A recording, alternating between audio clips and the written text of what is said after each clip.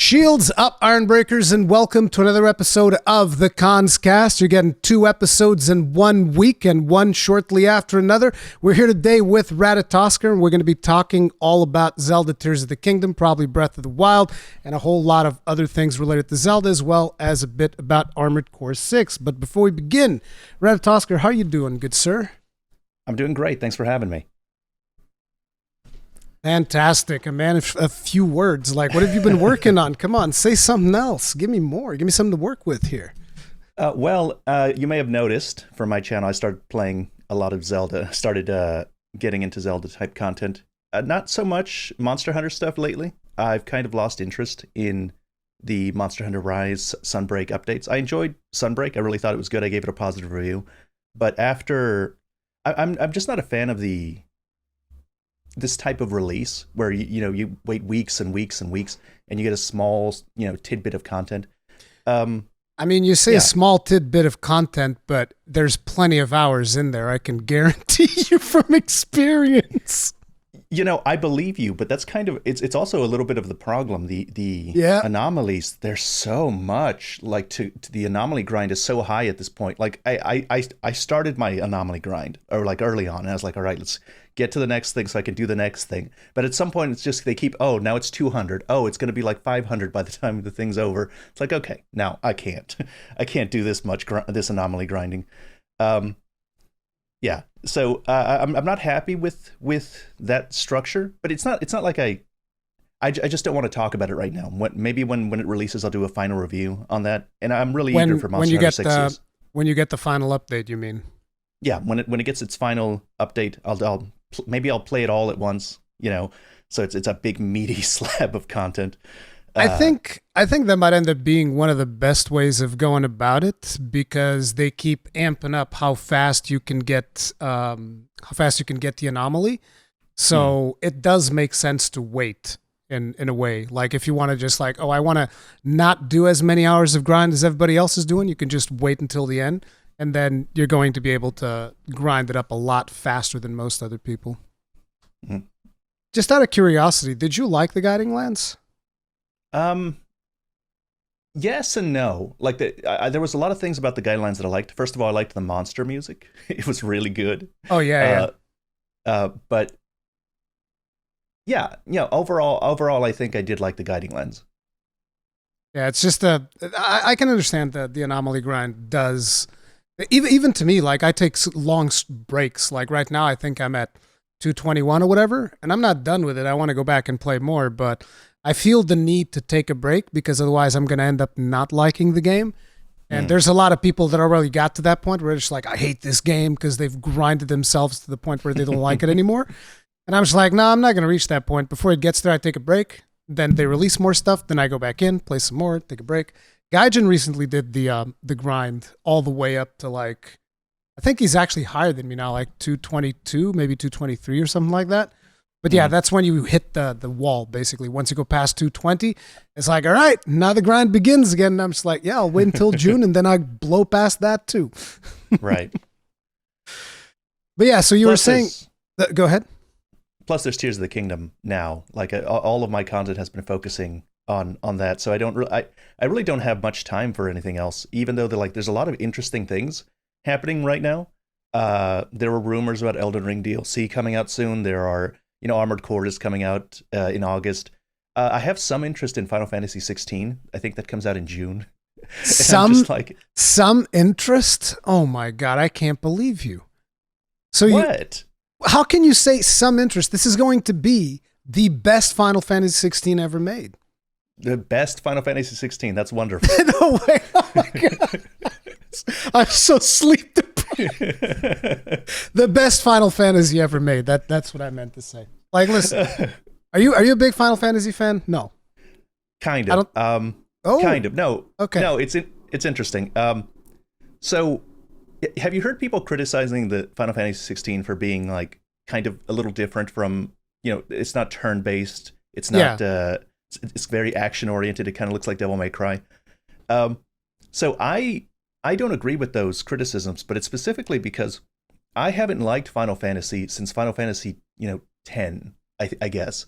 So I loved 10. I loved 9. I loved not 8, 7 Oh, and 6. dude, everybody's always against 8. You know that 8 was the very first Final Fantasy I ever played. I think it's a fantastic game.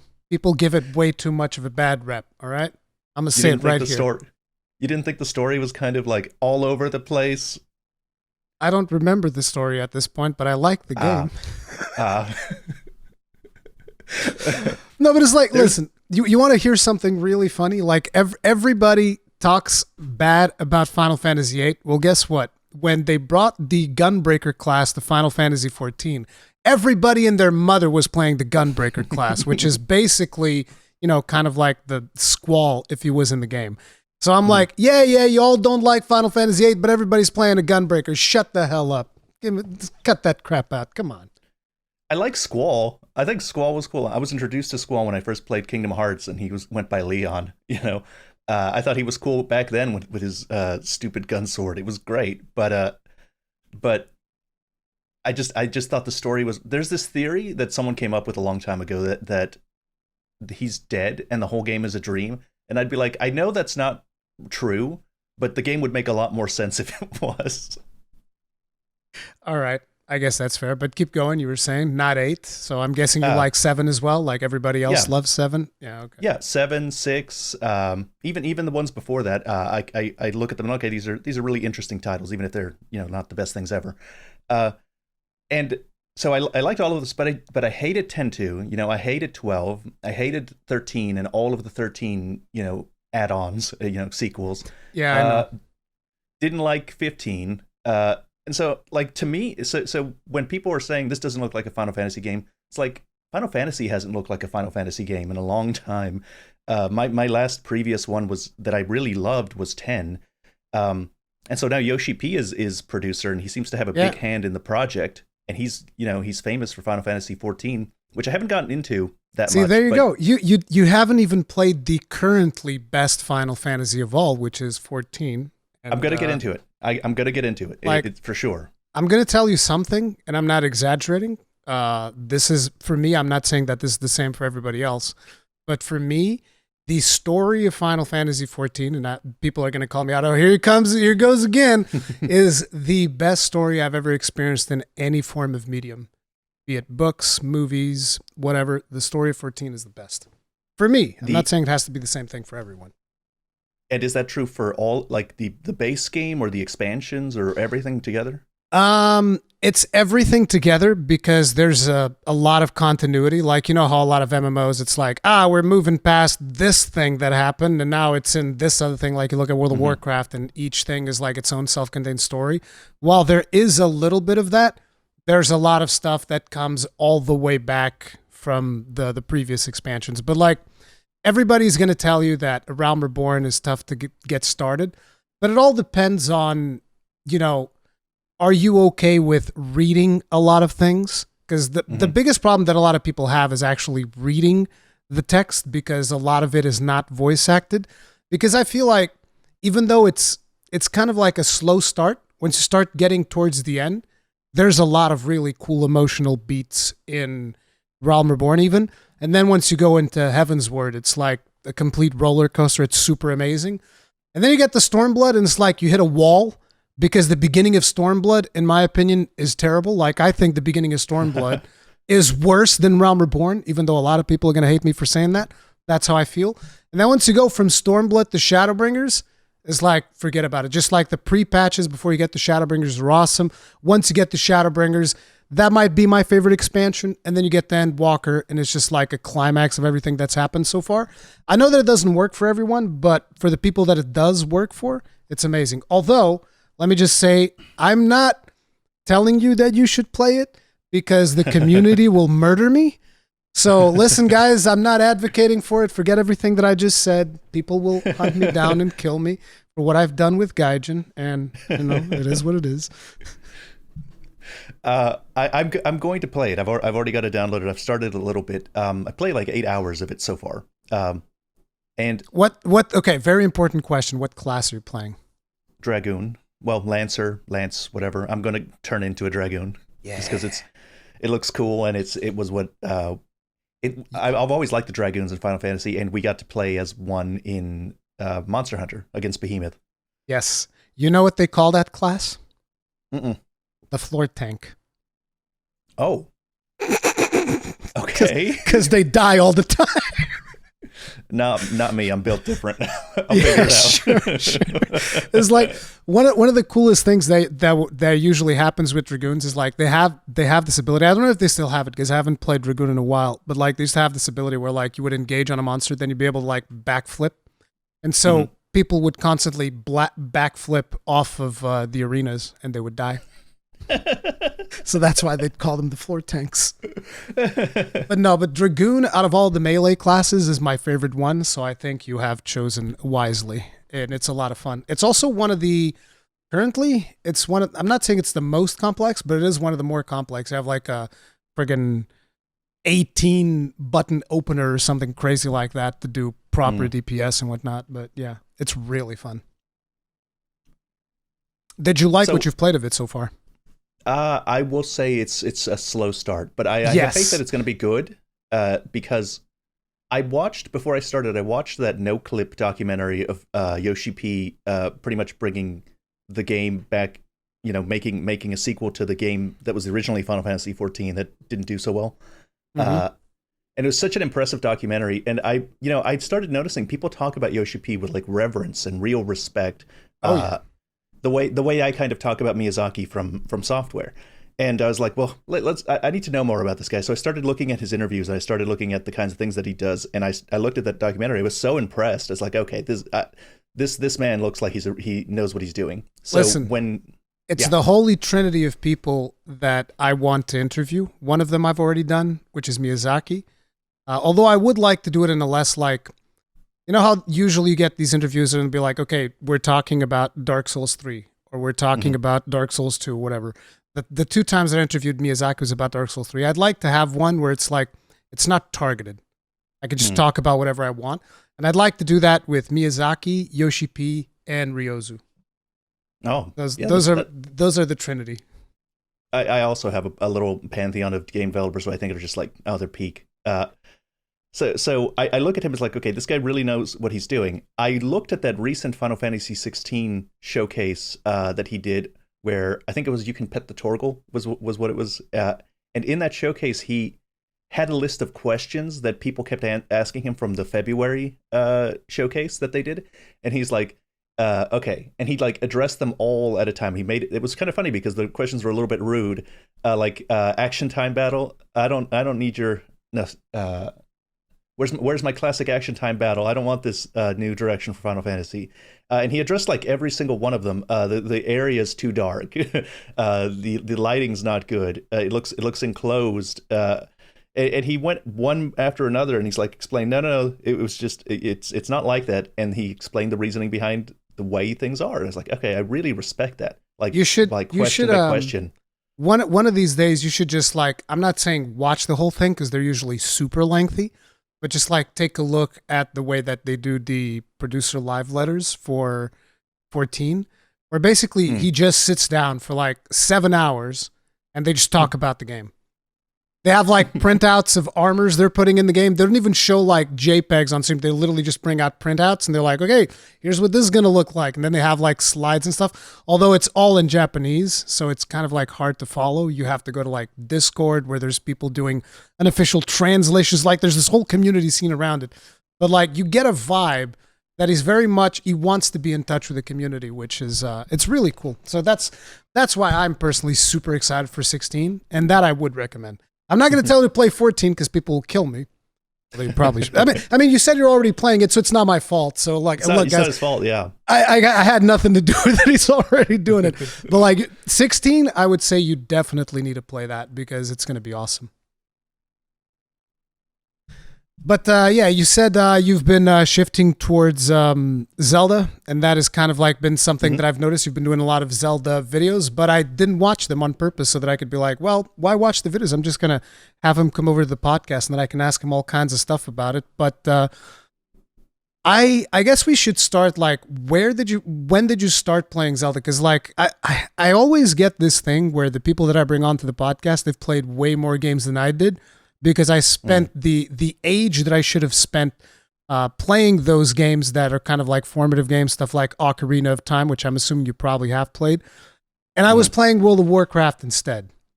Like, that's what I was doing throughout my teenage into like 20s all the way into 30s. They're like, yep, Warcraft, that's the only game that I care about. Yep, I just play World of Warcraft, that's it. But curiously enough, I went from playing World of Warcraft to playing Twilight Princess on the Wii. Yes. Yes, that's like my Zelda experience. That's the one that I started with, Twilight Princess. But let's start with you. Where did you start with the Zelda series?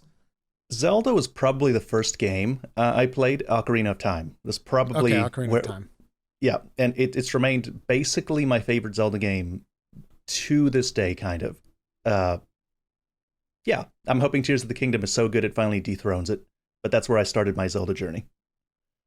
Interesting. So you played every Zelda since? I have played every Zelda since, and I went back and I played games that came out before it. I don't remember if... I played almost all Zelda games except Oracle of Seasons and the first two. I think I've played every single one apart from those. But I'll get to them. It's just a matter of time. So yeah. Ocarina of Time is definitely one that people always kind of like tell me about. I remember I had a friend of mine who's like, how can you not have played Ocarina of Time? And it's like, I did through emulation at some point. I played a little bit of it, but not really too much because I don't know what it is, but whenever I start emulating, if I try emulating a game, I usually don't play it for very long because there's something different about playing it on console where it's kind of like designed to be played or whatever. But yeah, that was like my experience. But essentially, I went into Twilight Princess, and that was the one that I ended up really liking because I came from like all of the hardcore raids and World of Warcraft and all of that stuff. And then that was like one of those moments where when I first did a boss fight in Twilight Princess, I was like, oh, there's other games that have like boss fights with phases. And so it's like, it's like a caveman comes out and he finds fire and is like, I don't need lightning to fall down. I can like rub two rocks together and it also works. Interesting. And have you played any since Twilight Princess? After Twilight Princess, like I tried playing a lot of the ones that came to 3DS, but playing 3DS over long periods of time is it's like unless I'm out of the house, I can't really play 3DS for too long because I'm always just thinking I want to play something on the big screen, which is why the Switch is so ideal because I can, when I'm out and about, I can play it and then I can bring it back, put it on the TV, and it also works that way. So, yeah, I played a little bit of Majora's Mask, which, to be honest, seemed super interesting. Like, I was super into the concept of Majora's Mask. But again, it's just that thing where it's like, oh, man, playing 3DS. The only game that I actually played for a lot of hours on 3DS was 4 Ultimate. Monster Hunter 4 Ultimate. That's about it. Right. But Majora's Mask seemed really interesting. I really wanted to play more of that. If they were to release that on the Switch, I'd 100% jump into it. There's if you have Nintendo Switch online, the expansion with the expansion. Yeah, the Majora's Mask is on there. It's also on there. I thought it was just Ocarina of Time. No, it's Majora's Mask. I recently played it on emulator. It's very solid. Looks very nice. Whatever problems it had originally seems to mostly be fixed. I feel like you should probably play Ocarina of Time first and then go into Majora's Mask. I feel like that's the order that you're expected to go through those games.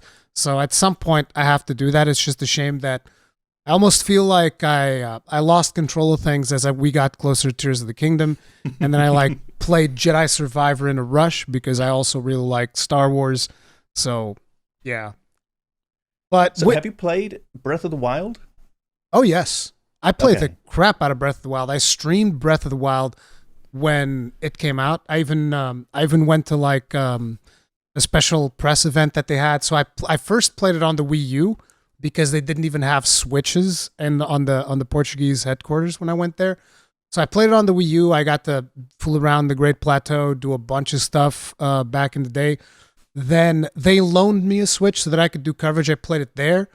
And then they sent me a code to the Wii U, so I had to cancel my save on the other Switch, play it on the Wii U, and then eventually I got another Switch and played it on there. And then I played it on normal, and I actually had this thing where, before we go that deep into it, I guess we should start with like the coolest thing that Breath of the Wild did, in my opinion, is like, you know how you have open world games, right? The Assassin's Creed formula that so many people follow. And as a matter of fact, just before Breath of the Wild came out, a game came out, which is Horizon Zero Dawn, which, by the way, fantastic game, really liked it. But it also followed that formula of like, oh, climb a tower, except instead of a tower, you climb a tall neck. Climb a tall neck, hit the thing, boom, here's like a bunch of icons pop up on your map. You can now go do all of these things. And it's like, okay, it's just like the Assassin's Creed formula where you climb a tower, you synchronize, boom, here's like 100 different things that you can do in the map. The most beautiful thing about Breath of the Wild for me was that they didn't really do that. It's like you climb the tower, then you look around, you're like, that direction looks interesting. I'm going to go there. And you just have an adventure somewhere along the way. Because like you're going to find something else that, you know, or you might find a side quest. You might find a villager that's being attacked by bokoblins or whatever. And there's just like this sense of adventure as you are going through that not a lot of games can actually capture on, I feel like. I think it was probably one of the first ones to double down, well, not double down, like really go hard on this ideal of freedom, where you can actually, like all the open world games say, you see that mountain, you can go to it. You know, you see that thing, you can go to it. But you can't really a lot of the times because content is gated behind several quests of progression. You know, like if you the story quests are you can't go do quest number 13 until you've done quest number 1 through 12. You know, but with Zelda, you can go in any direction and kill any boss, including the final boss, immediately. Like it really cranked up the idea of personal freedom up to its logical conclusion, where you can go to any area and engage with any of the content whenever you want, whenever you feel ready. And that, you know, I really think that was revolutionary at the time. Hands down, especially with all of the more formulaic open world stuff that was going on at the time. Isn't the DLC for Horizon Forbidden West coming out soon, around this time? It already came out. Oh, when did it come out? I don't know. It was like I think it was the 28th of April that it came out. It was Okay. that 28th or 27th that came out. Okay. Well, I was just going to say it was kind of funny because Horizon keeps they releasing in close proximity with these titans, you know, like I feel so bad for them because it's a really good game and not a lot of people really give it a shot because like Horizon Zero Dawn comes out right before Breath of the Wild. Breath of the Wild. And then Horizon Forbidden West was like, oh, our release window is clear. Oh, man. And then in comes Miyazaki. That's a nice release window you have there. It'd be a shame if I was to delay Elden Ring. And yeah, they delay Elden Ring and then, oh, crap. And now the expansion to Forbidden West comes out and it's like, oh, man, right on top of Tears of the Kingdom, huh? Okay. Yeah. That sounds reasonable. It's yeah, really they're having a unfortunate. tough They time. have bad timing. Yeah. Yeah, because I think it's a really good game. Have you played it, the Horizon series at all? I have played Horizon Zero Dawn. I finished that. I haven't played Forbidden West. How'd you like the story? I really like the story. I feel like it's underrated, the story of Zero Dawn. Excuse me. I think it was a great premise. Like, I thought the most fun I had with it was initially when it was setting things up. You know, Aloy is kind of an outcast. She has to participate in that tournament to, you know, be accepted into the tribe. She really wants to be accepted into the tribe. And then the guy comes in and he kills everybody and like I thought and then he kills her father. I thought all of that was amazing. I thought all of that building up and setup was great. And then I liked the whole premise. You know, the world ended because of these robots that this guy made. I guess Horizon Elon Musk made a bunch of that's good. He kind of looks like Elon Musk. I think they were going for that. And I think the other guy that is in Forbidden West, I've seen the bad guy for that. He looks like Jeff Bezos, so I think it's on purpose. So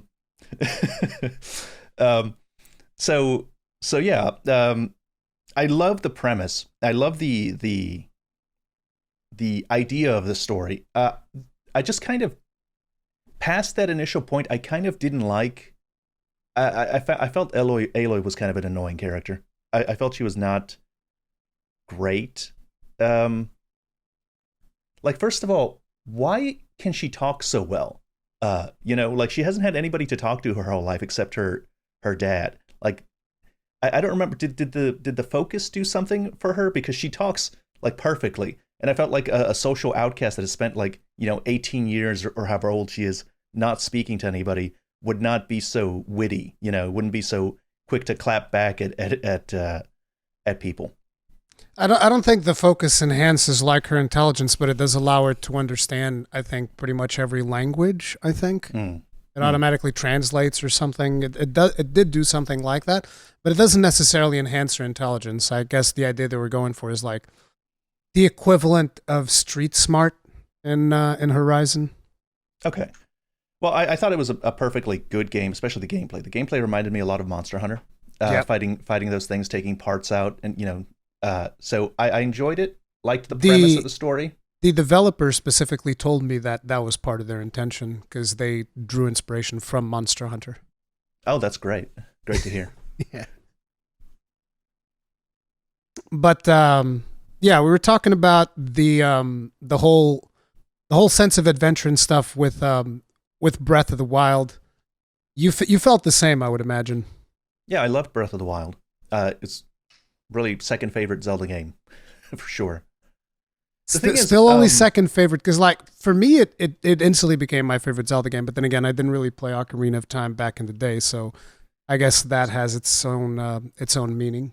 Well, it's an interesting topic because, like, one of the reasons that I started making content on Zelda, and since you haven't seen my videos, I guess you wouldn't know this, but a lot of the things that I focus on is kind of like the dynamic between people that were classic Zelda fans, which are basically people from Ocarina of Time, the Zelda games that follow the Ocarina of Time formula, and people that came in Breath of the Wild, and that's their favorite Zelda game, and the dynamic is interesting because the Breath of the Wild people probably outnumber all the other Zelda fans combined, and Breath of the Wild is very, very different from what the traditional formula was. It's open world, you climb everything. The puzzles often have several different solutions. It's not linear, it's not it's not based, go to this dungeon, then you go to this dungeon, and then you can go just to the final boss in Breath of the Wild. A lot of the strengths that of Breath of the Wild, fly in the face of tradition. It flies in the face of traditional formula. And in fact, it was made to be that way. You hear interviews by Onuma that it's supposed to buck tradition. It's supposed to be unconventional. It's supposed to separate itself from the old Zelda games. That's why we don't initially give you the green tunic, and so there's this very interesting dynamic between the old Zelda fans that will often say Breath of the Wild is a good game, but it's not a very good Zelda game. That's a very common criticism of Breath of the Wild. And so I would look at that as like, I want to talk about this dynamic because I don't see a lot of people talking about it or ever having talked about it. There was the initial criticisms of Breath of the Wild by some of the people that like the old Zelda games, and then it just kind of disappeared forever. And I was like, no, let's talk about this because there's like a brooding resentment there from the old fans. I want to explain what's going on here, why they're upset, some of the things they didn't like about Breath of the Wild, and maybe some of the ways that Tears of the Kingdom can fix that. And just this morning, the main criticism I always had was the dungeons. I didn't like the Divine Beasts. I thought the Divine Beasts. That's something that I hear from a lot of people is that they want the dungeons. They want like the temple of time, the temple of storms, all of these things that I keep hearing about. And yeah, that was. I basically decided I'm championing dungeons. I'm not going to sit here and allow you to call those Divine Beast dungeons. It's ridiculous. They're barely anything. They're small. They're very self-contained. They have the same aesthetic. They look the same. Each one has a Blight Ganon as the final boss. No, none of that cool raid bosses like you talked about. None of those cool bosses at the end of each dungeon. Visually distinct. I didn't like the music. Thought they were too small. Not a cool boss at the end. And so, like, what I've kept harping on about in my videos is, like, Tears of the Kingdom needs to have real, proper dungeons. Thematically different, visually different, based on the region that it's in. So if it's in a forest, it's a forest dungeon. If it's in the underwater, it's a water dungeon. Like, it can't look like this ugly Sheikah technology all over the place with malice scoop all over the place. Ugly. Well, Damn. Specifically the Divine Beast Sheikah technology, because it's all orangey. It's not even the nice, cool blue that the normal Sheikah technology has, but it's malice infected, so it's orangey and stuff. Anyway, the point is, this morning, Nintendo just a few minutes before this podcast, Nintendo released another interview and officially said, yeah, there's dungeons. There's dungeons, and they're big, and they're not like the Divine Beast. So they said all the words I wanted them to say. There's dungeons. Oh. They're large. They're thematically distinct. They're visually very different, and they're not like the Divine Beasts. So the dungeons are officially confirmed. I'm gonna have to make a video about that later. That's the first time I'm hearing of it, because I was actually out all morning. I just came in now to record this, but that's good to hear, because I mean, technically speaking, I think that there is one dungeon in Breath of the Wild. Hyrule Castle. Yes, Hyrule Castle. Yeah. I mean, I think that is what people wanted. But interestingly enough, when I was finishing up on Breath of the Wild, I actually skipped most of the exploration of Hyrule Castle. I went straight to Ganon, killed him, finished the game. But the reason I did that is really stupid, and it's because I was streaming it. And you know how you sometimes you get to a point where you're streaming and you're just like, okay, it's time to finish the game. So I go in Hyrule Castle, I instantly start climbing. I don't explore any of the lower passages or anything like that. I just start climbing, get to the first gatehouse, kill the Lionel, then move on to the next gatehouse, see another Lionel, and I'm like, nope, not doing that again. Skip that Lionel, go straight to the boss. So I killed Ganon, and I was like, yeah, I finished the game. And only recently I went back on my master save. I only recently went there, and I was like, oh, let me actually explore this place this time around. And friggin' Hyrule Castle is huge, and I don't even know if I've explored all of it. It is massive. And another reason I was doing that is because I was practicing parrying the Guardians, which is something that I hadn't really done before. So I never really parried the Guardians. I was just like, nah, Guardian comes, I either kill it real fast or I run away. But no, I was like, no, I'm going to parry all these Guardians, kill all these things. I've gotten pretty decent at parrying Guardians, which is a good thing, because if you try killing Ganon in Master Mode without parrying, you're going to have a really bad time. I really suck at parrying the Guardians. I still can't do it very well or consistently.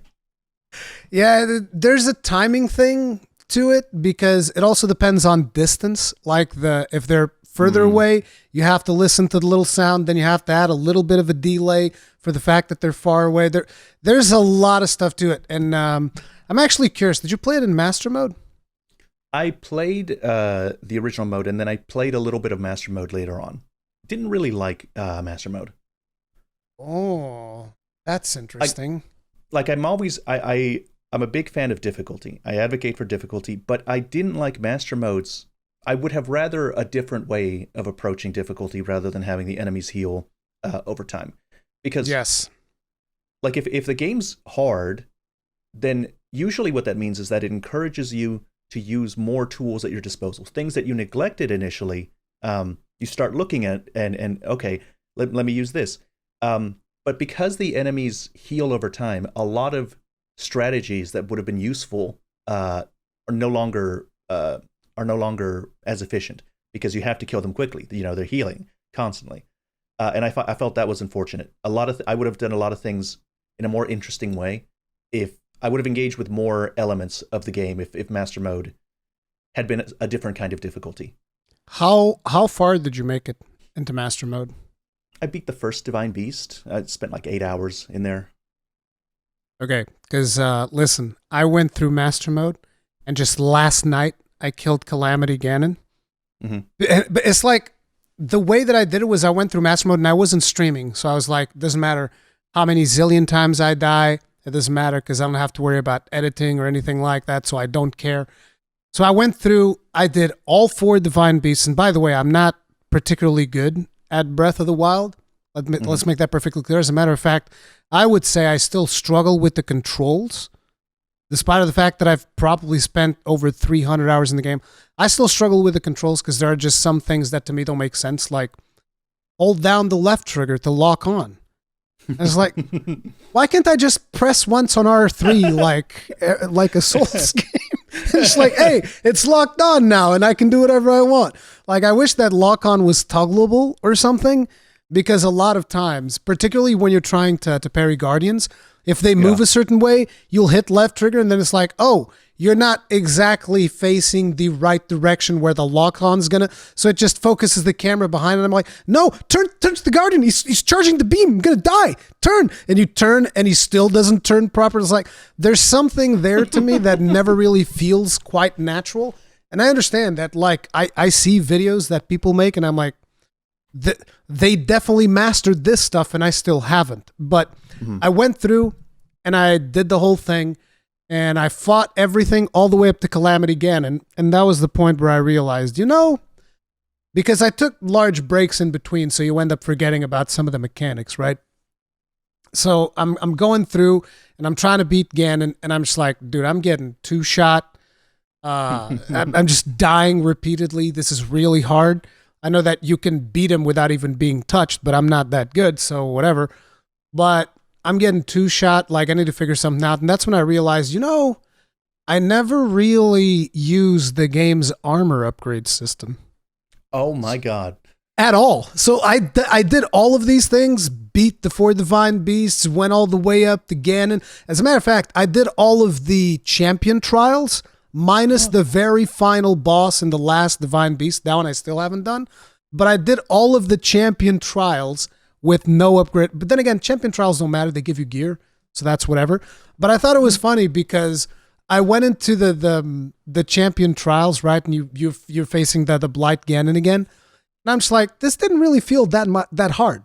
I expected this to feel hard. It's like, yeah, it doesn't feel hard because I've been killing all of the other Blight Ganons with no upgraded armor, so it doesn't make that much of a difference. Oh, that's hilarious. Oh, did you do that for your first playthrough too, or was Master? Oh yeah, I didn't. I didn't upgrade armor at all on normal mode. I never felt the need to. Right. Wow. No, I would never do that on Master mode. In a way, apparently I was doing a challenge run that didn't even realize. Some of the complaints people have for Breath of the Wild is that it gets too easy. In the end game when you've upgraded your armor and you have like limitless healing items and tons of food and stuff. It's like, oh, you didn't get any of that. Like, if anything, here's the thing. I don't even use healing items for most of the time. What I do is I just hope that Mipha's grace is up. That's how I heal. It's like I die and Mipha comes in. It's like, oh, it was my pleasure. I was like, well, thanks. Good. Thanks. I guess I can keep going. So like I didn't even use. Yeah, I never even used that many like food buffs. If I used food buffs, you know what they would usually be for? I'd be like climbing without even having the climbing set.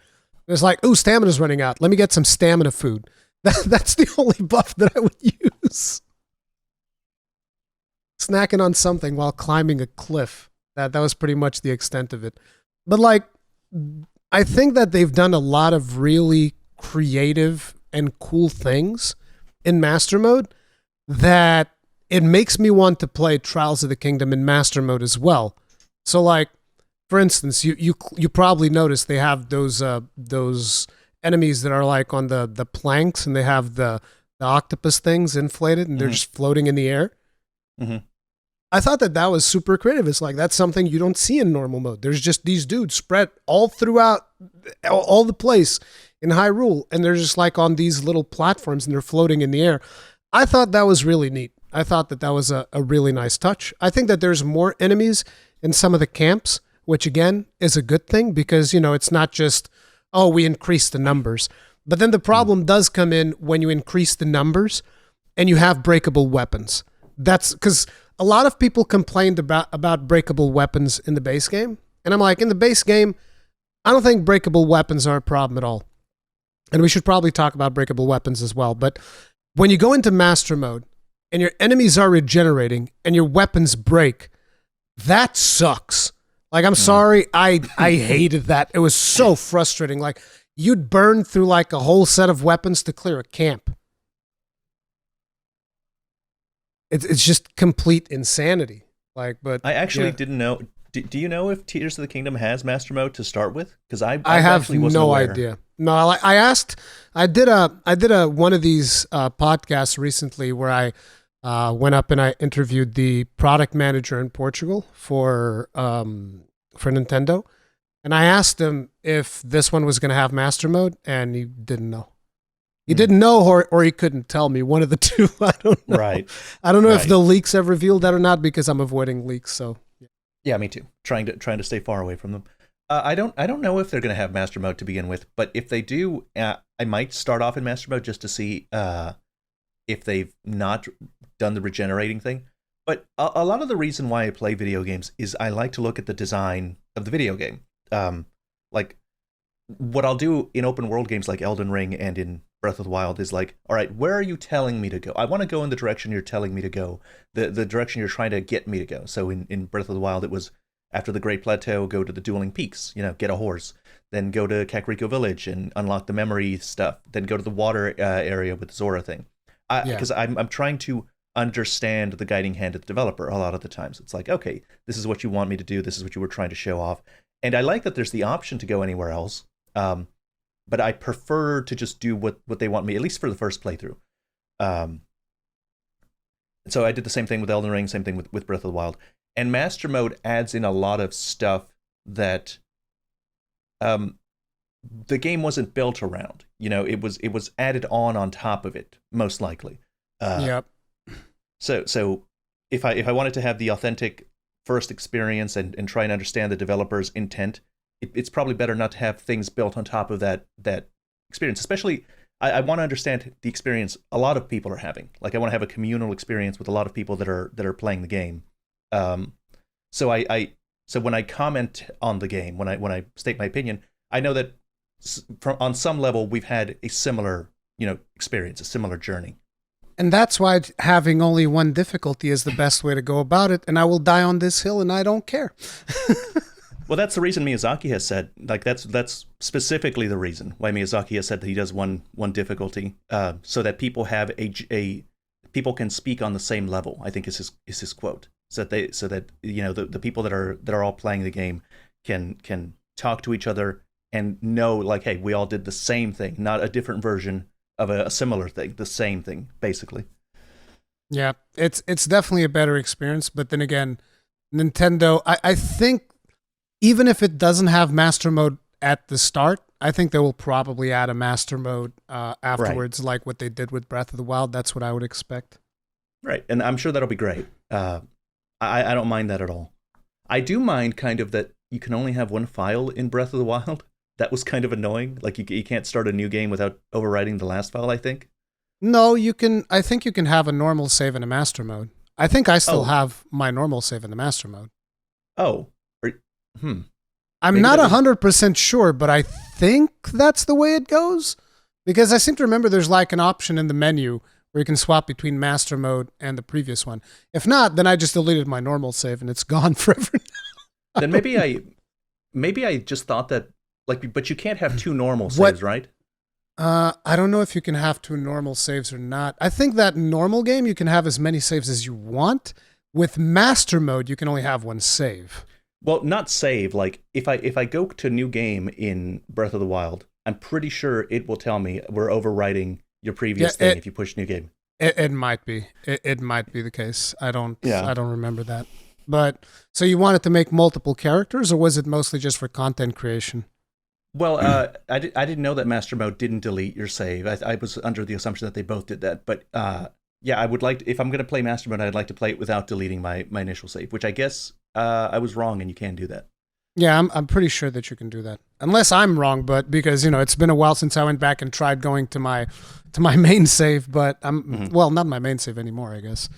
But yeah, but it's like, again, when it comes to the master mode thing, I loved everything about it except the regen. If they take away the regen, I'm like, oh yeah, hella good. Sounds fantastic. Let's go. Higher HP, whatever. They deal more damage, whatever. Yeah. Maybe I should have upgraded my armor instead of being an idiot, but Yeah. But no, I'm all with you. As long as the regenerating health doesn't come back, I'm all for it. Like, let's go.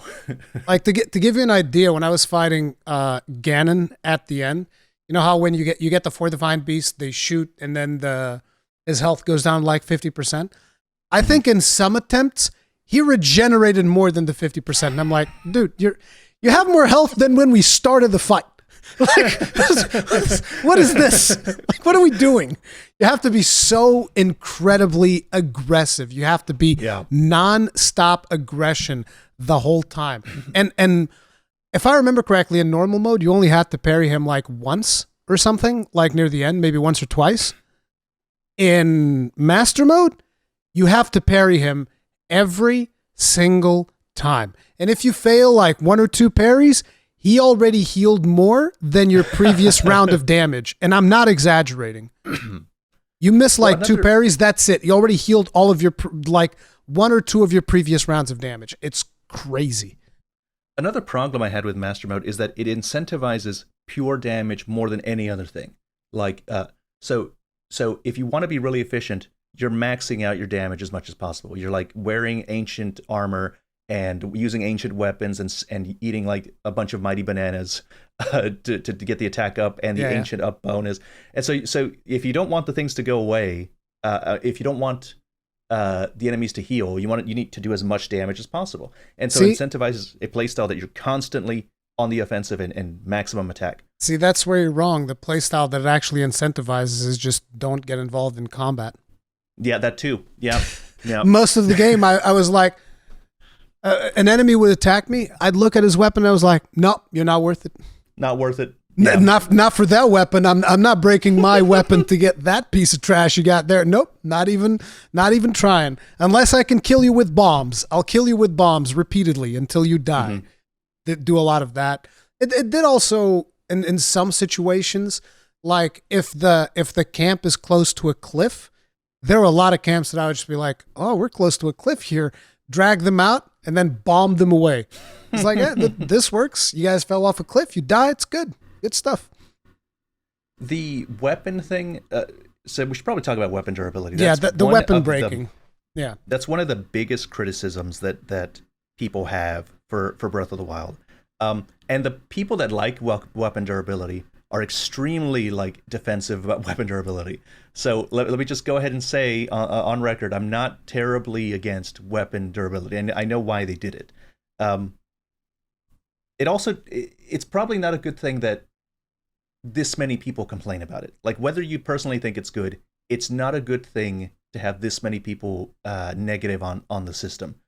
And I think Tears of the Kingdom is trying to address the problems that people had with weapon durability. They've got the fuse system now, which I think is their answer to how weapon durability worked. Because a lot of people would get into the situation where they have nice weapons, and even if the game wasn't really hard, like they can kill the moblin camp and relatively cost free. They're like, the weapons I have are probably better than what's in that moblin camp. There's like, I have no reason to engage in the combat, which is kind of sad because attacking these little camps is one of the most fun things in the early game. Like in the early game when you're attacking those camps, it's really fun, and you're getting weapons back, and you're getting whatever, like you need whatever you can get. At some point, you get weapons that are good enough that you're like, I don't need to attack that camp. There's no purpose, and people are avoiding combat. They're avoiding content. That's a problem. I think Tears of the Kingdom might resolve that. The monsters are dropping like those things that allow you to interact with the gacha machine. They show that in the trailers. The Zonai charges, which lets you get Zonai parts, which you can fuse to your weapons, fuse to your vehicles. Things are interacting with each other. Monsters drop weapon parts that you can fuse onto your weapons. So there's more of a reason to engage in combat. See, I wasn't even aware of that because I've been like I said, even some official material, I haven't really consumed it all that much. But that's a cool system. I wasn't aware of it. Yeah, there seems to be more reasons to engage with the enemies now, which is really what I thought is all I wanted from the weapon breaking system. It's like in Breath of the Wild, in normal mode, I don't feel like I ever ran away from a camp and like, oh, I don't want to fight these guys. I'd usually go in there and kill them anyway, because what I did very early on, because like like I told you, I had to play the game multiple times with multiple different saves before I finally landed on my final save. So when I got it on the Wii U, instead of playing the game, right? Instead of, let me go do the Divine Beast, do all of that, what I did was reconnaissance. So I was playing on my Wii U and I was like, okay, let's find places that I can go and farm weapons from. So I'd be running all over the map, not actually doing any quests, just exploring the map and figuring out, okay, there's a good camp here. And I found like a camp that was close to, I think, the bottom right corner of the map, somewhere in there. And it was really good because it had a temple close by. And immediately in front of the temple, you could basically like teleport to that temple. You jump once and glide, and you're at the camp. And in that camp, there would be like some basic broadswords that did decent damage. Like they did damage comparable to the unupgraded Master Swords, so around 30 something damage. And they would spawn with like modifiers on them. So sometimes you'd get them with additional durability. Sometimes you'd get them with additional attack. So what I would do is every blood moon, I teleport to this camp, go there, butcher everyone, steal all their weapons, and then go play the game for a while. Blood moon happens again. Well, go back to the camp, kill everybody, steal all their weapons, keep going. So I had a permanent source of weapons. So I never really avoided combat because I knew the second a blood moon shows up, I just go back and I get more, and it's not a problem. Okay. I think I did that towards the late game, but with Trials of Strength to get the Guardian weapons. Oh yeah, they're not. Are they actually called Trials of Strength? I think so. I think it's don't remember. Test of Strength or something. I don't remember. Yeah. Modest test of strength, the major test of strength, those types of things. Yeah. That's what I did. I did basically the same thing, but that was towards the end game when I had the ancient armor. I was like, oh, I really want to get those, and they look cool. Did you upgrade it? Yeah. Yeah, it must have been nice. I wouldn't know. I didn't even have the ancient armor. I forget which armor I finished the game with. I think I might have even killed Ganon with the Rex armor because I was like, yeah, Xenoblade, let's go. I was super into that. But so you're not completely against it, but if you had your way, would you remove weapon durability? Would you have like permanent weapons? No, I wouldn't have permanent weapons. I would have changed the system into something more like what we saw in Tears of the Kingdom. I actually have a video out before we saw anything about weapon crafting or anything like that, where I said exactly this. I said, it'd be great if what they did is if they had monsters drop monster parts and you could use those monster parts to either repair or upgrade your weapon. So maybe you have monster parts and you they drop specific parts, and that's kind of what's ended up happening because they, the fuse mechanic, the monsters drop their horns, and then you can attach those horns to your sword, and it increases the durability, increases the damage. So it's kind of like, repair and upgrade at the same time. So it wasn't exactly what Nintendo was saying, but I always advocated it's not that the weapons break that's the problem. It's there's no way to fix them. Yeah.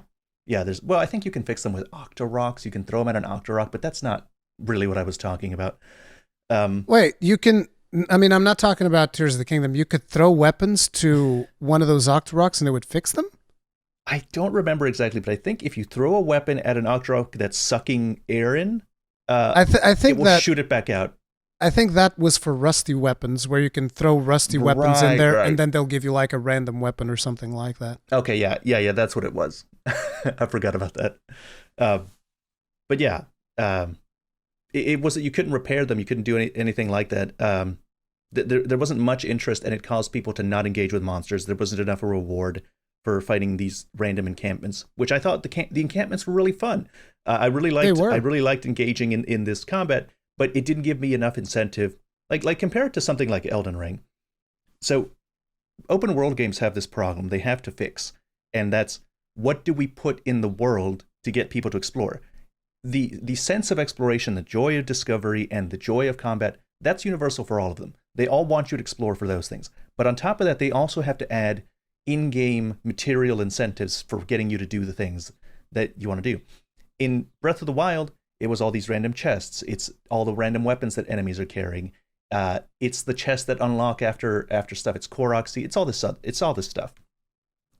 A lot of that stuff loses its value quickly. Soon you have enough Korok seeds that you've upgraded your slots as much as you want. Like, you don't even need any more. You soon have weapons that are better than what you're getting. You're avoiding combat a lot of the times. In Elden Ring, the solution was valuable stuff is all over the place. So do you really not want to explore that cave? Because there could be a weapon in there, and the weapons are unique. Like each weapon is unique. If there's a lance somewhere, there's a katana, there's a different kind of katana, there's a different kind of spell, and they're all over the place. You don't know where they are, and you don't want to miss it. Like maybe it's a spell that's so cool that it changes how you play. Maybe it's a weapon that's so awesome that it changes how you play.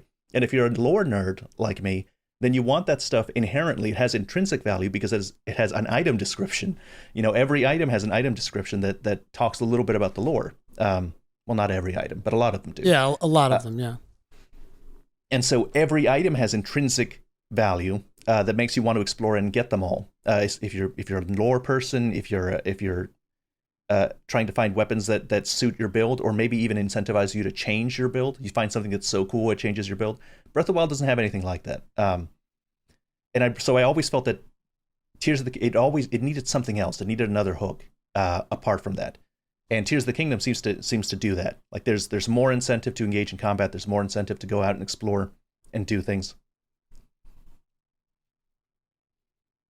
I'm sorry. I thought you still had more to say. No. It didn't seem like your sentence was done. And yeah, I agree. Particularly if there's a system to upgrade your weapons and stuff like that. I am very excited about it. I thought it was funny the way that you were describing that system. It's almost as if you're saying, I would like some more Monster Hunter in my Zelda, please. Thank you. I want to get the monster parts and craft weapons and do all of these things that almost sounded like the description that you were going for.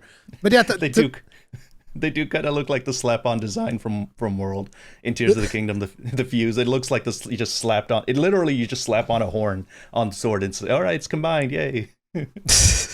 But it's like that system seems like it'll be really interesting just for the potential of what you can do. Like, for instance, a lot of people, they see the whole thing about, ooh, I put the rocket on the shield and it propels me upwards. And I'm thinking, but what if I wanted to propel me forwards? Like, can I do like a special a rocket punch with my rocket powered shield or something? Like, that sounds interesting. There's also the thing where you put the fan on a shield and you blast monsters off of cliffs. It just seems like there's so much diversity, all the way down to when you go ahead and you make a friggin' mech. Like when you see the little mech, and it's super simple. It's just like a couple of slabs of rock and a little cute arm and whatnot. It's like, no, dude, I'm gonna make like a Megazord. What are you talking about? I'm gonna make like the biggest thing. Like, it'll barely move. The game's gonna crash when that thing starts moving. That's what I want to do. Like a little block with an arm. Yeah, exactly. Like, it feels so creative, and some of the footage that I've seen from some of the people that got access, like I saw somebody make a plane with with a balloon that was inflating with fire, and then he put a fan in the back of the thing, and it was just like zooming around, and I was like, dude, there's so many crazy things that you're going to be able to do in that game. It just seems like it's going to be so friggin' fun. Because people were doing some of that crazy stuff in Breath of the Wild with using like crazy stasis stuff and magnesis and putting stuff on top of each other and making, like, I'm not sure if you've seen the video where somebody just puts like two of those mining carts together, and then you'd use, I don't think you can do that now, but you used to be able to.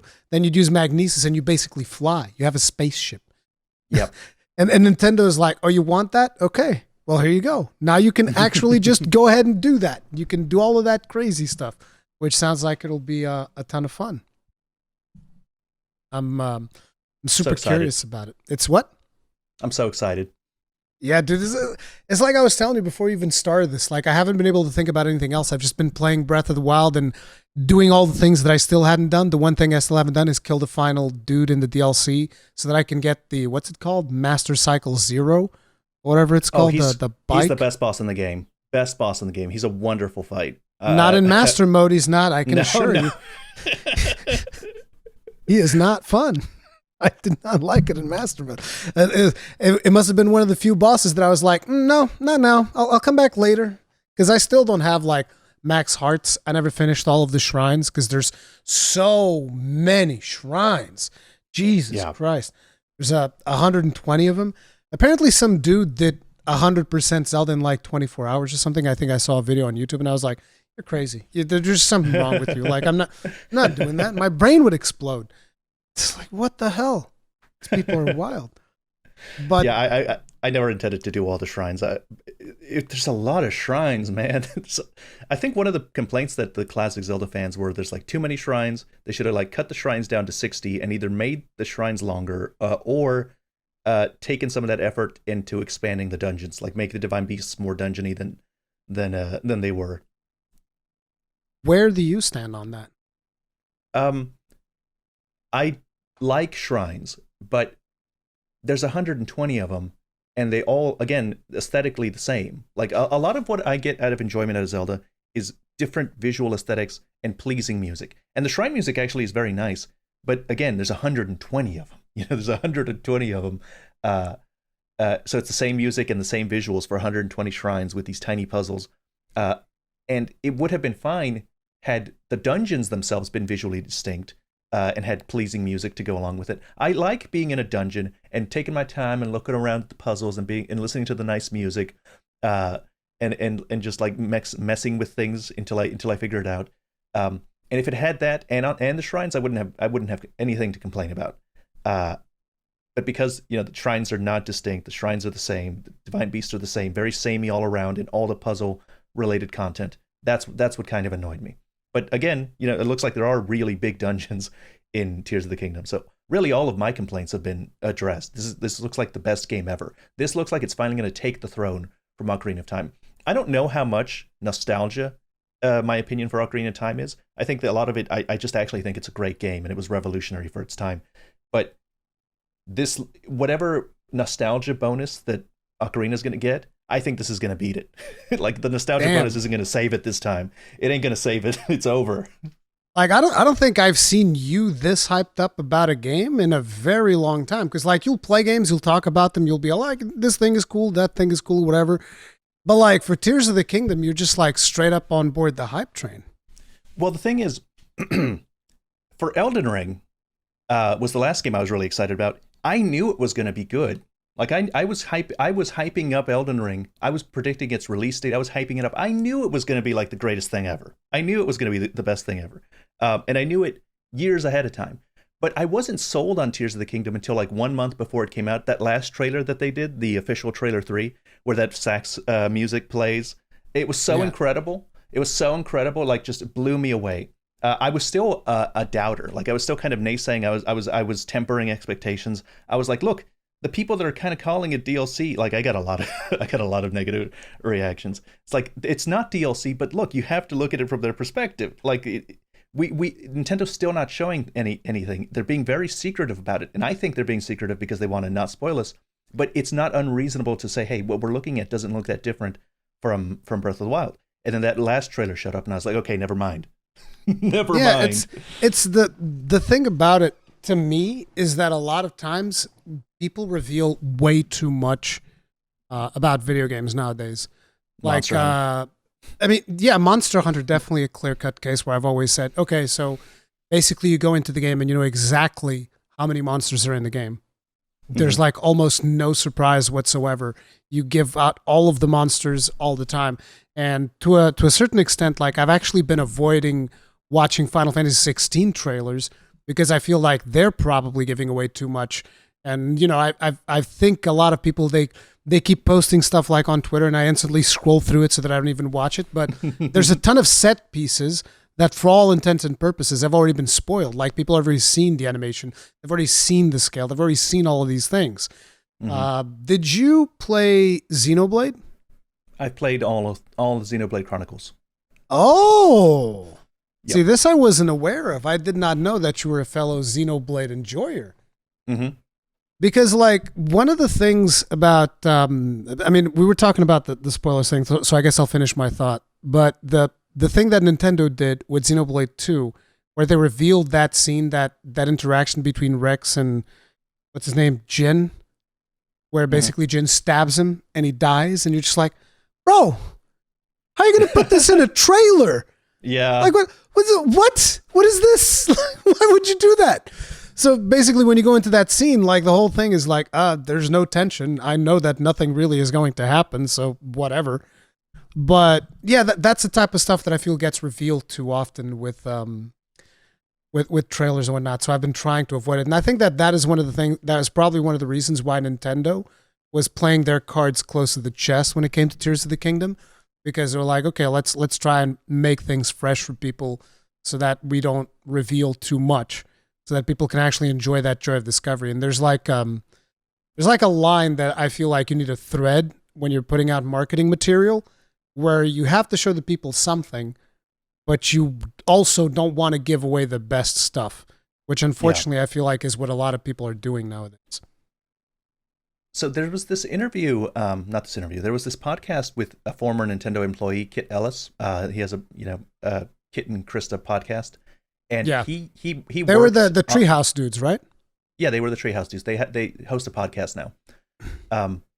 And he talked about how in Breath of the Wild, they had to have conversations with Nintendo, and what Nintendo considered a spoiler was very different than what he or other people considered a spoiler. And so he's basically trying to convince them. A lot of the time, there were people constantly trying to convince them to market Breath of the Wild past the point they were comfortable marketing.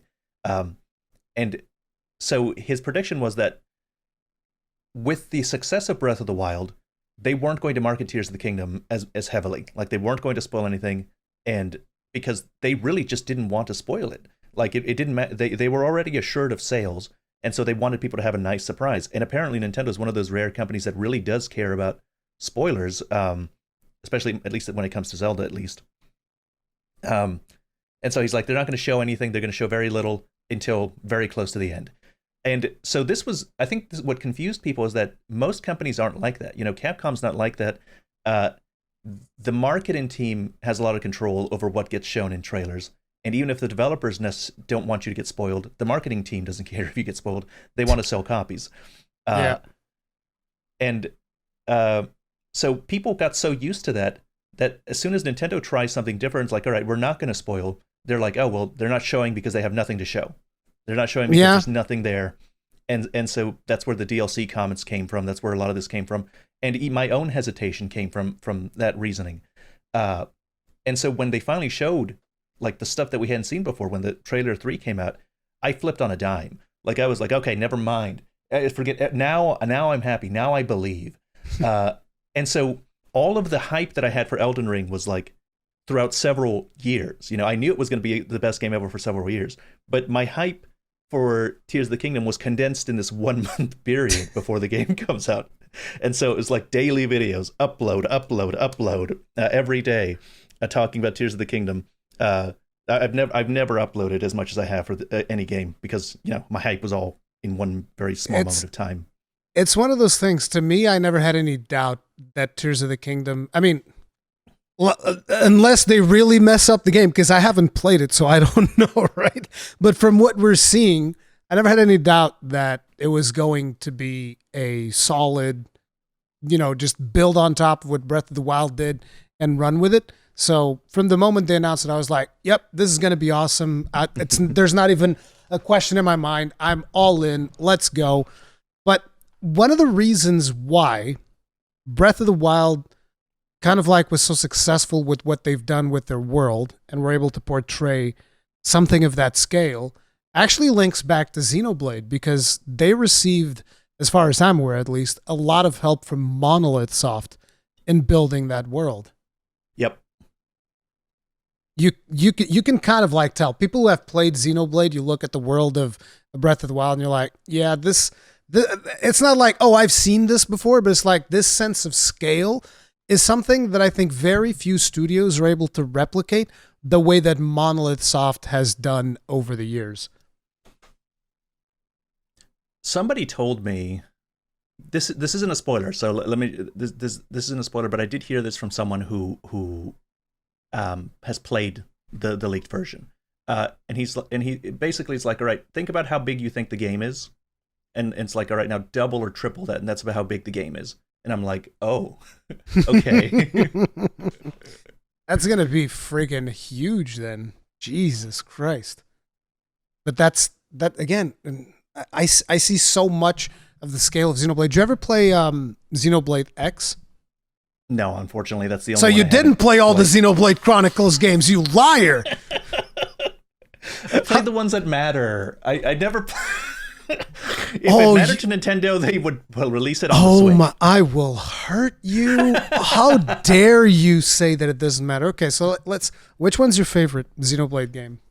One. Well, my favorite Xenoblade is Chronicles 1. Favorite Xeno game is Xenosaga 1. Yeah, I didn't play the Xenosaga or any of the stuff that came before Xenoblade Chronicles. It's like, let me tell you something. The way that it works for me, it's like this. One has the best story, in my opinion, of all of them. Two has the best combat, but base 2, not Torna. They actually downgraded the combat significantly in Torna, as far as I'm concerned. Oh. So, yes. You don't agree? I didn't play Torna.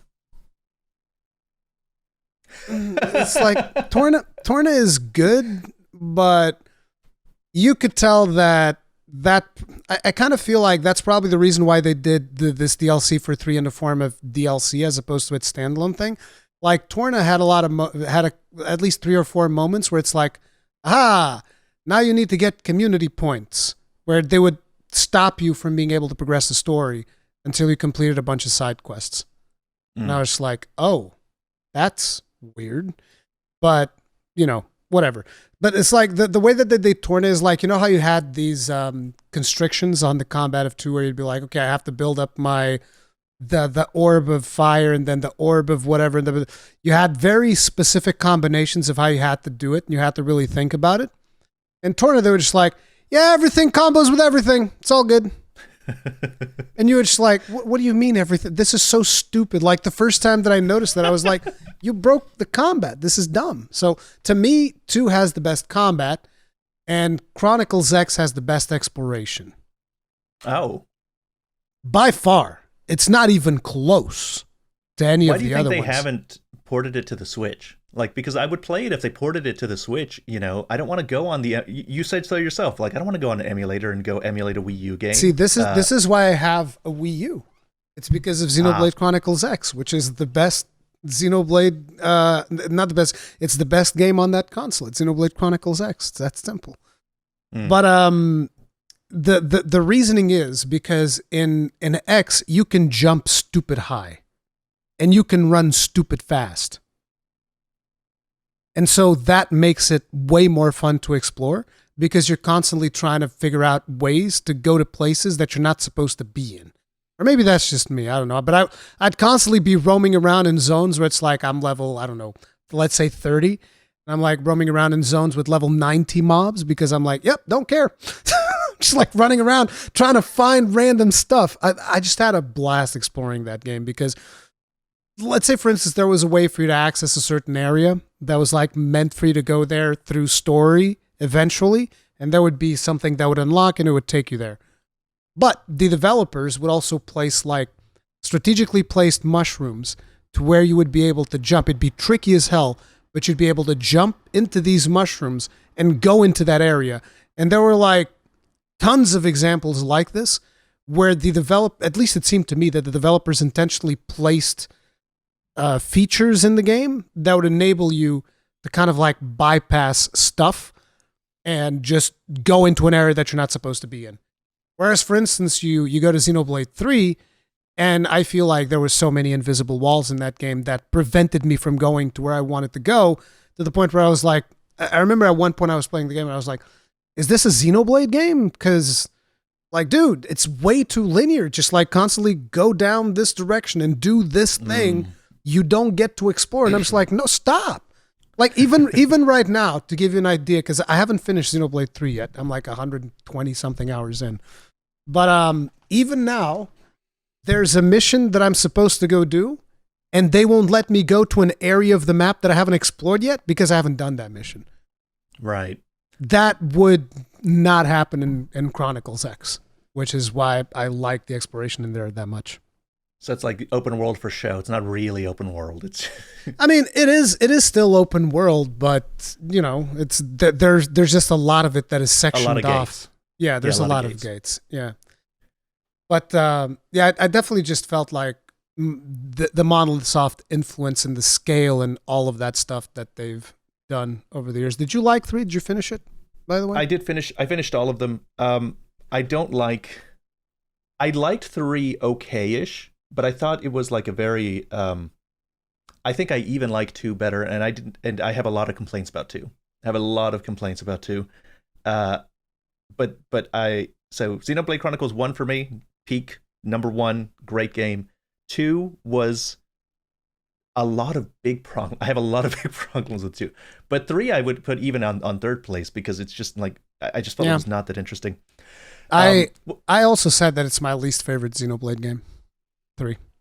Not a bad game, still like it, but my least favorite one. It's kind of like the Dark Souls 2 of Xenoblade. Right.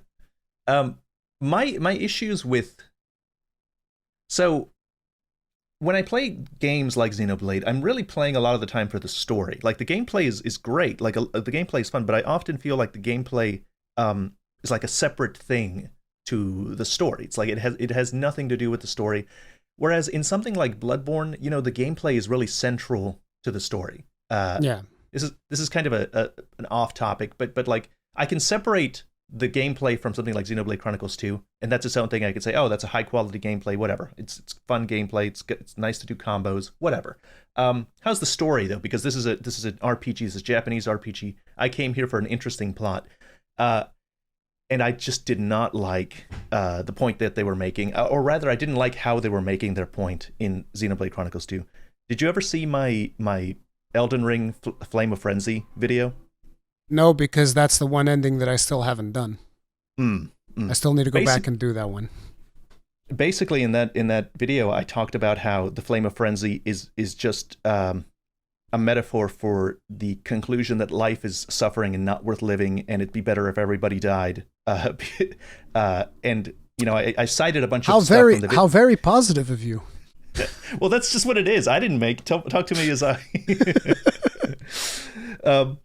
And so I cited a bunch of stuff, evidence in game, but then I was like, you guys aren't getting it though. Like you people aren't understanding what I'm talking about. So let me spend 20 minutes reading from you from some nice classical literature of Dostoevsky, a Russian author. I'm going to spend 20 minutes of you just reading Russian literature at you so you understand what it means to feel like you want to die. and Jesus Christ. And I did, because it's a very dark passage, and the passage is about a guy that is talking about like life and how, and it's very convincing is the thing. It's very convincing. People in the comment sections were like they had fireball for eyes and emojis. They're like, okay, I get it now. Like chaos take the world. Like chaos take the world. It was great. It's one of my most popular Elden Ring videos. And the point of Xenoblade Chronicles 2's story, I felt, was the exact what? No, that life is not worth living? No, the point of the villains. Like the points the villains were making. Yeah. All the villains were a variation on that topic. Jin, Malus, Amalthus, were all variations of like life is so terrible, like it deserves to end. It needs to stop. And they all had different variations on that theme. I just felt like they didn't all land properly. Jin especially. I know a lot of people love Jin. I know they like Jin. It's just that his motivation was very poorly elaborated on, at least in the base game. I've heard that in Torna it's a lot better and it explains it. But like it's very difficult for me to sympathize for Jin when he loses a character that's important to him that I've seen like twice, 3 times in the game, interacting with him. It's like, okay, someone that you cared about died. Like people lose people that they care about all the time. They don't go into like genocidal rages over it. I need more. I need you to explain to me more.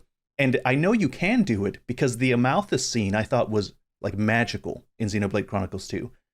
You know the scene where it shows Amalthus's backstory, where he's a priest and he's healing the sick in a camp, and then he happens upon a cabin in the woods and he sees it being ransacked, and it's the guy that he just healed a little while ago, and he kills the guy, and he sees like he's killed everybody in the cabin. He takes the baby out, and he goes off into the cliff, and he shushes the baby, and he puts his hand. It looks like he's about to put his hand over the baby's face, and then the scene cuts away, and then the baby stops crying, implying that he killed the baby. And then he's like, there's no words in any of that scene. And then the only thing that it says at the very beginning is like, "Oh, architect, is this the world that you intended?" It's like, is this how the world's supposed to be?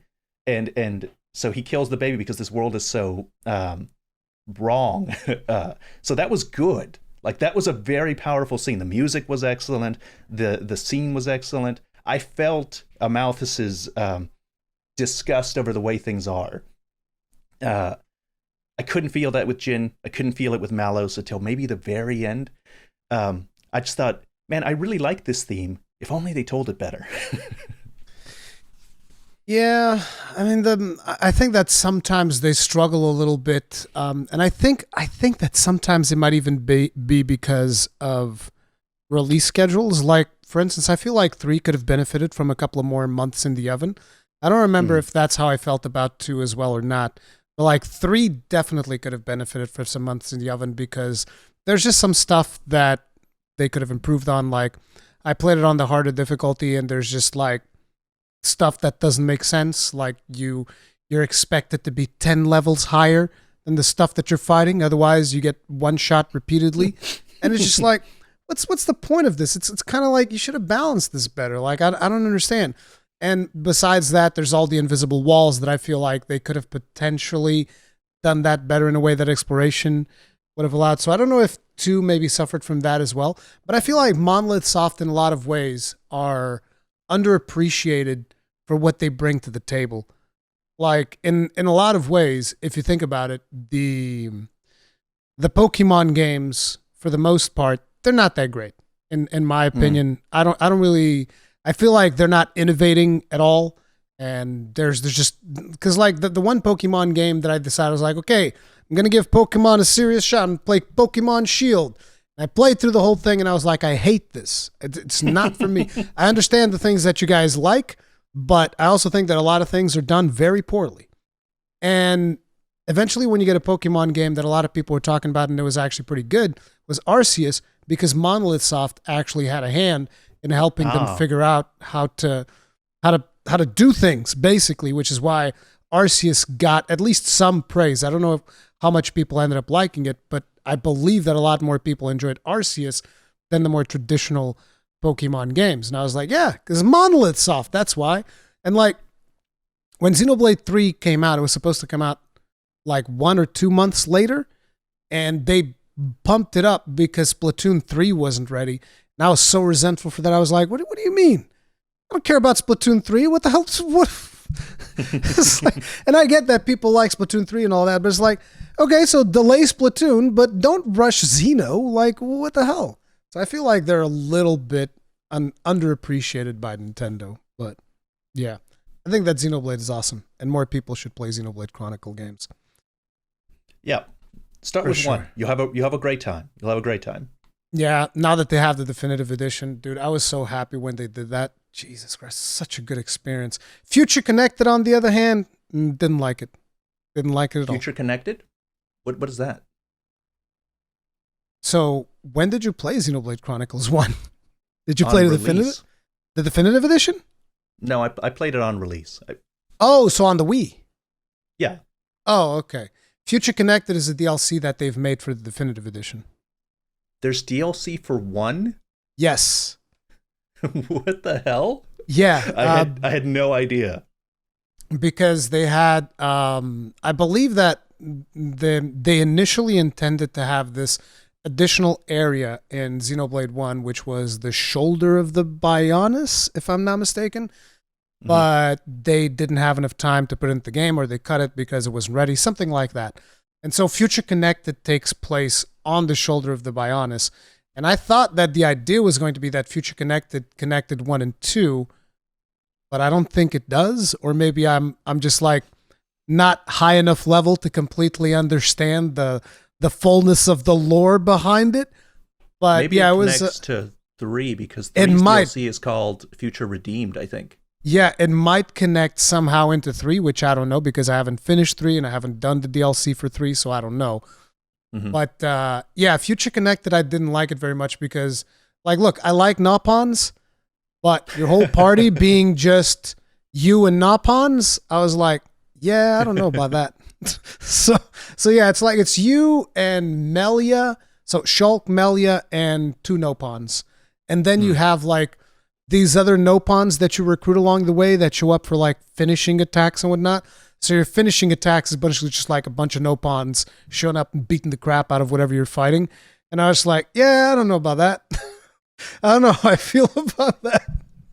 Like, I like no puns, but maybe not this much. But not just that. I just feel like it didn't really deliver on what I expected. It's still an all right DLC to play, but I much preferred the base game. But yeah.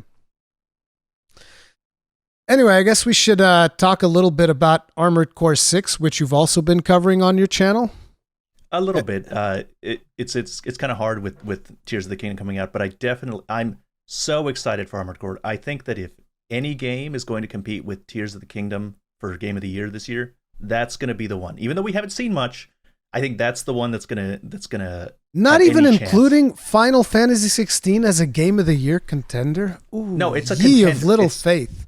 It's a contender. I think there's a lot of big stuff coming this year. There's 16. I think Starfield is also coming out. I'm not sure if I'm excited for that after some of the stuff Bethesda's done. Starfield, a Game of the Year contender. I'm going to have to go ahead and express some serious doubt. Like, listen, let me tell you what a positive result for Starfield is. If you boot it up and it runs. Like, that's my bar of expectation. If I boot it up and the computer doesn't explode, I'll be like, good job, Bethesda. Look at you go.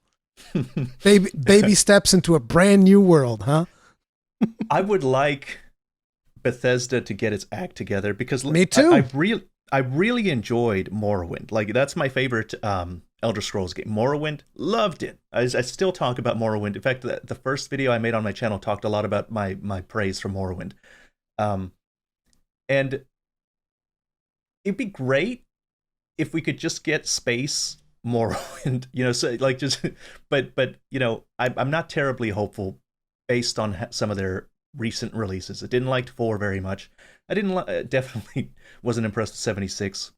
I just see. I liked 76 right up until the point where you play the game and you're having fun with the systems and the different things that you're doing, and then eventually it dawns on you.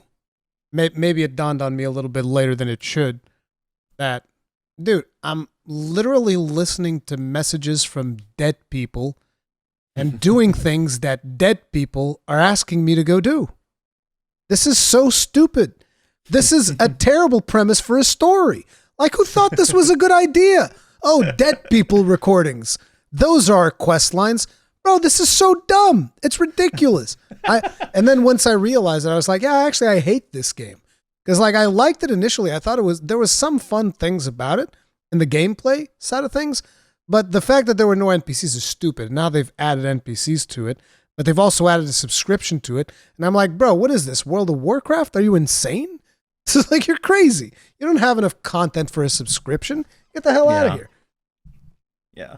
Did they add NPCs later to do the quests? Okay, yeah. I don't know how much. I don't know how much they contribute to the game, but I know that they added NPCs.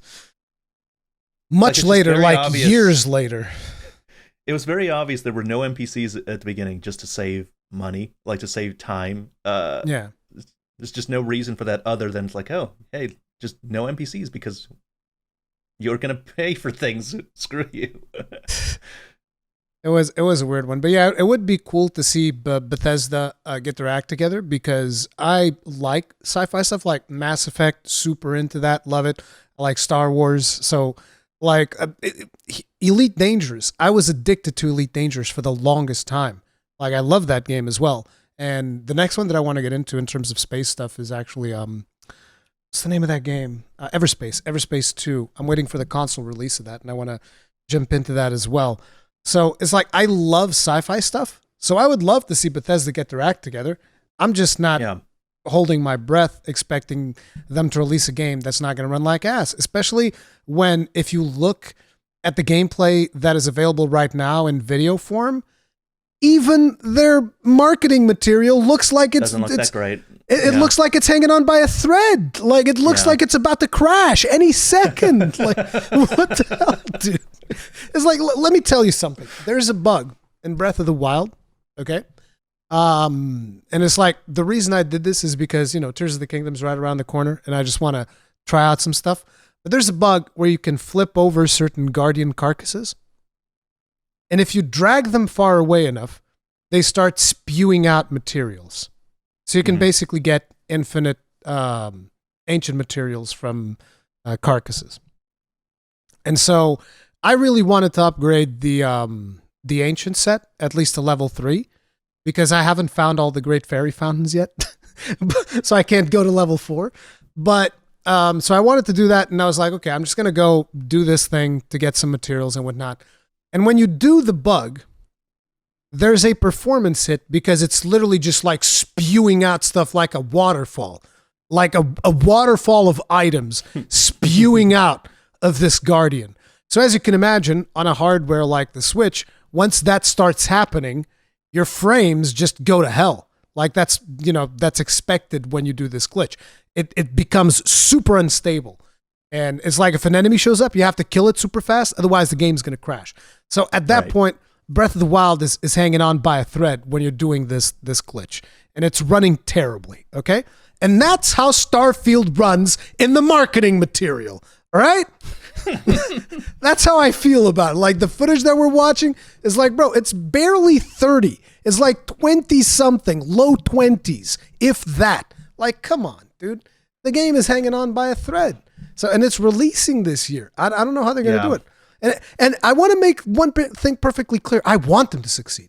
I want Starfield to be the most amazing thing. I want it to be a Game of the Year contender. But I don't believe it's going to. But I'll be happy to be proven wrong. I'll be super happy, and I'll play it, and I'll do content on it, because I love sci-fi stuff. So sure, let's go. Go to space. I mean, you can build a ship in that game. That sounds super interesting. I'd love to build a ship. But again, is it gonna explode? Who knows? I'd like to be pleasantly surprised by Starfield. But the more ambitious stuff that they tell me, the more worried I get. Like usually when they say these incredible ambitious things, you get super hyped. Like if Breath of the Wild was to tell me, oh yeah, it's going to have Sky Islands, underground, overworld, everything. Like you get super hyped. Like underwater, if they told me these things, I'd be incredibly excited. It's like, oh, the Zelda quality with all of this content that they're adding. Like I'd be extremely impressed. I'd be extremely excited. When Starfield does it and tells me you can build your own ship, there are thousands of planets that, like, there's 1,000 planets that you can go and enjoy. I think, oh, this is going to be shit. You go like, oh no. Why would you do that? Why can't you do something smaller so that it doesn't explode in your face like it always does? Oh man. But yeah, look, Bethesda, we're rooting for you, all right? Make sure that you put out something good. Put us both to shame, and we'll be happy for it. We'll be doing videos about, oh, we were so wrong. Starfield's amazing. That nothing would make us happier, but we'll see. But go ahead. What other contenders do you think we would have? I think for Game of the Year, we got Trials of the... I mean, it's the 3 ones that I'm saying, and those are the only 3 that I can see right now, which is Tears of the Kingdom, Final Fantasy 16, and Armored Core 6.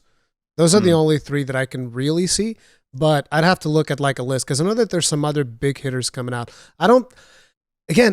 It just depends on how they perform on Starfield, but as it stands right now, I don't think Starfield is a Game of the Year contender. I think that potentially for some people, Jedi Survivor could have been a Game of the Year contender, but they completely botched performance. I don't know how they keep doing this. Wild Heart's performance was also pretty bad.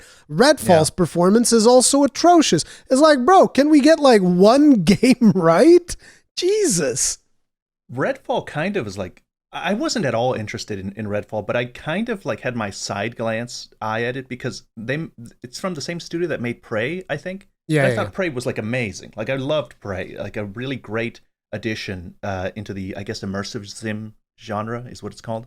And it's like, okay, is it going to have any Prey-like elements? So I wasn't terribly interested. I didn't think it was going to be great, but I was like, I'll look at it after release and see if it's any good, because this is a good studio. They made Prey after all. I think did they make Dishonored? Yes. Yeah. It's Arcane. Like, okay. Yeah, they also did Dishonored. Yeah, so I was like, okay, like let's take a look at that later. And then it comes out and it's like, not only is it bad, its performance is terrible, but like the performance, but even without the performance, just it's just not that great. And it's like, and okay, well. It's funny to see people talk about, like, for instance, the limitations of the Switch. And then I look at the way that some of the mobs perform when you are playing in master mode, and the strategies that they'll employ, like they'll back off the regen, they'll alert nearby foes to come and help them out if there are problems. They will, like, for instance, you throw a bomb at them, they'll kick it back. Like, they have tons of stuff that they do, which I would consider to be a robust artificial intelligence. There's also probably going to be some occasions where their AI breaks and they just glitch out or whatever, right? There's probably going to be something like that. But for the most part, they behave in a pretty, I'm not going to say realistic, but in a very challenging fashion if you're playing in master mode. And then you look at Redfall and there's people just like circle strafing backwards and the vampires can't do anything to them. And I'm just like, oh, you have the most powerful console, and yet somehow the AI is like, that can't do anything, can't take advantage of all that power. And people are constantly saying, ooh, Switch so bad, hardware is so bad, blah, blah. Yeah, the Breath of the Wild's AI is still better than whatever that thing was. And interestingly enough, same thing in Jedi Survivor. Like, sometimes I would pull enemies like outside of their leash area, and they would just like, oh, I don't know what to do now. It's like, oh, I guess I'll just stand here and die. It's like, it's so weird. I don't get it. And you played on PlayStation? What, Survivor? Yeah. Yes, PlayStation 5. See, how was the performance of Jedi Survivor on PlayStation? I heard it was terrible on PC, but was it at least good on PlayStation? That's the thing that I find hilarious. There's a lot of people that said, oh, it's fine on PlayStation. And I was like, no, it's not. There's a ton of people that kept telling me, oh, I had no problems whatsoever on PlayStation. I'm like, well, unless your PlayStation's got better hardware than mine, I find that hard to believe. I actually have a video on Twitter that you can see where the performance, I think it's probably in the high teens on performance mode. Okay? So sub 20 FPS on performance mode and with the most aggressively dynamic resolution that you've seen. You want to know why? Because at least on release, I know that they've released a couple of patches, so I don't know if that's changed. But on release, not on release, with the day one patch, on consoles, you can't turn ray tracing off. You go to performance mode, it's like, yep, with ray tracing. It's like, why? I don't care. Yeah. So I don't know. I don't know what they were thinking with that. And initially I thought, oh, they probably just like hard-coded the game to always have ray tracing, but you can turn it off on the PC. Yeah. So it's like it's not even like hard-coded to have ray tracing. You just decided that you're going to have ray tracing in performance mode for no reason.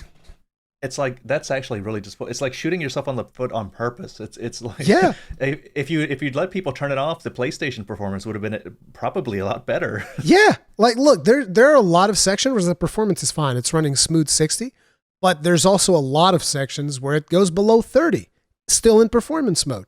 So I would have sections of the game that I would go like, okay, if we're going to play at this frame rate, I'm going to go to quality mode because at least I'll have more resolution. And then we'd have other sections where even quality mode would run bad, and I would have to put it in performance mode just to get 30 FPS.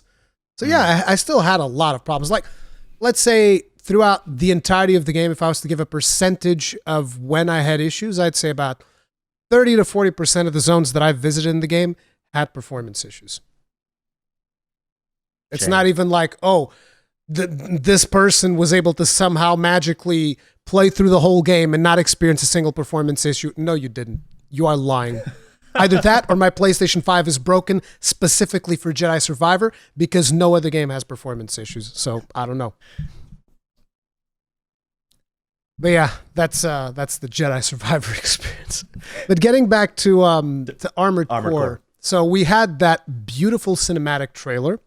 Incredible. The cinematic trailer was friggin' awesome.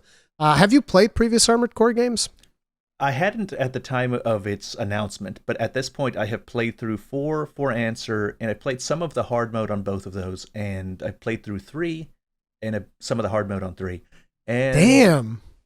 And I started 5, but I didn't really like 5 very much, so I don't think I'm gonna go through that. I think I'm good. I have enough of an understanding of what the game. See, it's interesting because the only one that I played was 5, and I'm pretty sure I finished 5, although that was so friggin' long ago because that was like on the PlayStation 3. But yeah, I played 5. I thought 5 was a lot of fun. I liked it because it's the only one that I had played. And before I played that, the only other mech game that I played was like Mech Warrior 3 or MechWarrior 2. I don't remember which one it was. So to me, when I played Armored Core, I was like, oh, wow, this is so fast. But apparently for everybody else, it's like, oh, no, Armored Core 5 is giga slow. It's like the slowest the series has ever been. And I was like, oh, okay. But yeah, like after seeing the trailer for that, the initial cinematic trailer, I was like, yep, let's go. I'm completely on board. And everybody was saying, oh, it's going to be just like Souls. And I was saying, no, it's going to be Mecha Monster Hunter. You're all wrong and I'm right. But so, the reason I said that is mostly because of the structure. It's just the structure, because it's a mission structure, right? You go through missions and you get money and you get parts and whatnot from doing missions. That's kind of like the parallel that I was drawing, because I don't think that the combat's going to be anything like Monster Hunter. So you're going to be covering that heavily, I'm assuming? Yes. Yeah, me too. So. I'm gonna go hard in covering that game. It's gonna be, even though I'm probably gonna still be busy with Tears of the Kingdom and Tears of the Kingdom content. I can't in August. Yes. Yeah. Damn, you got a long plan ahead of you for that. Jesus Christ. Tears of the Kingdom is one of those. It takes forever to clear Tears of the Kingdom. Like, I was playing Elden Ring 2 months after release. You know. Still making content 2 months after release. I'll obviously be leaning into Armored Core heavily, but I'm just gonna have to equally go hard on both.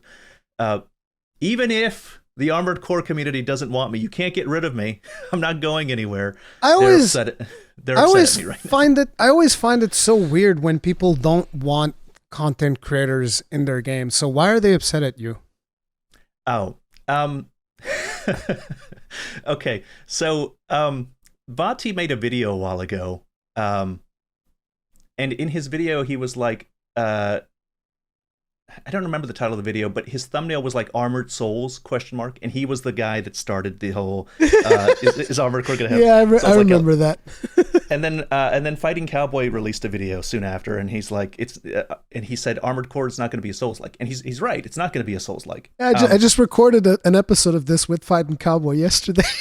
Oh wow, okay. So I made a video soon after he made his video, and it was like, the title of my video was like, Fighting Cowboy's wrong about Armored Core. And so in my video, I pointed out that the leaker, the recent era leaker, and what he was describing, and I looked at Armored Core's, at Fighting Cowboy's video, and he's right in that it wasn't like Armored, that he's right that it's not a Souls-like.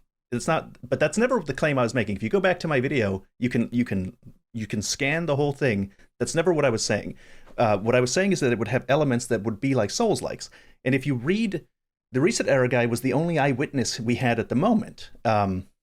He was the only person qualified to describe what he was seeing.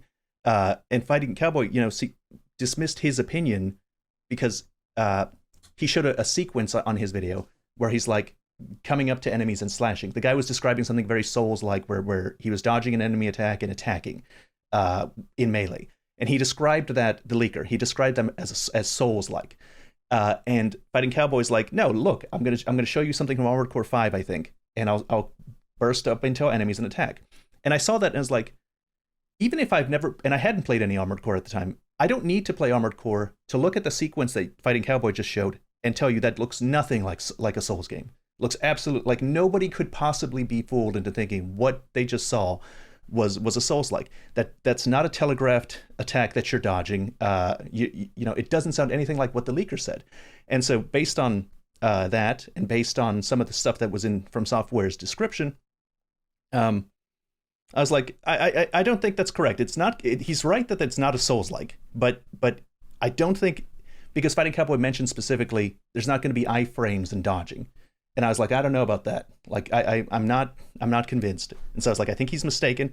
But at the end of the video, I made it clear, I actually don't care what it's like. Like, I have no stake in this game. In fact, if anything, I'd rather it not be like a Souls-like, because I have plenty of Elden Ring to keep me occupied. I'd like something new from Software. So that was the ending of my video. And I I understand why the Armored Core people are upset. They have not gotten anything in years. From Software became rich and famous off of Souls games. And so I guess to them saying, "Hey, this game kind of looks like Dark Souls," I think it's a little bit offensive to them. They balk at the idea that their favorite series is going to be diluted by Souls gameplay. They often say things in comments like, "Let Armored Core be Armored Core. You have your Souls games already." And I'm totally for that. I never said it was going to be a Souls-like. That's not the point that I was making. All I was saying is that that description from that Reset Editor guy actually looks very much like what we saw in the recent gameplay trailer. You know, the very recent one. You do see telegraphed attacks. You do see him dodging things and coming in melee combat. And that, so it will have Souls-like elements, and they're going to put their expertise that they gained in Souls games to some good use in Armored Core. That's all I was trying to elements. say. Here we go. Yeah, and people, it's like Monster Hunter. I'm telling you. I think a lot of the complaint, this is semantics. I think they don't like the term Souls-like, and they'll say things like, Souls games didn't invent dodging attacks and telegraphed attacks and attacking. It's like, okay, but I have an audience that's primarily consisting of Elden Ring players a lot of the time. I think that the biggest problem ends up being the YouTube algorithm. Because not even just the YouTube algorithm, but like algorithms in general. Because even the most recent, because there's been a bunch of articles that came out together with the gameplay footage, and the one on the Xbox website also talks about how, it's going to have a bunch of Souls-like stuff. So it's just the ability to be able to put Souls-like somewhere for SEO. It's just advantageous. It's just like something that people recognize. It's something that people are going to click, and they might click it because they're excited about it, or they might click it because they hate the concept that is implemented in Armored Core. Yes. But it ends up... So hate click or love click. Yeah. It ends up... I think that's the biggest problem, because I don't know if everybody would want to use clickbait titles if they didn't have to.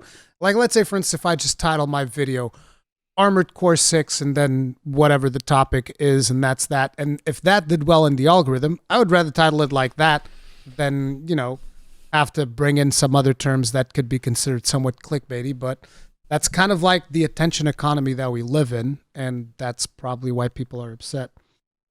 But from what I've seen so far, the only thing that might, and this is coming in from a lot of the interviews and information and whatnot, the only thing that seems has some influence, like you were saying, that they're taking inspiration from Souls or anything like that, is something that I believe already was in the other games, which is like the stagger system.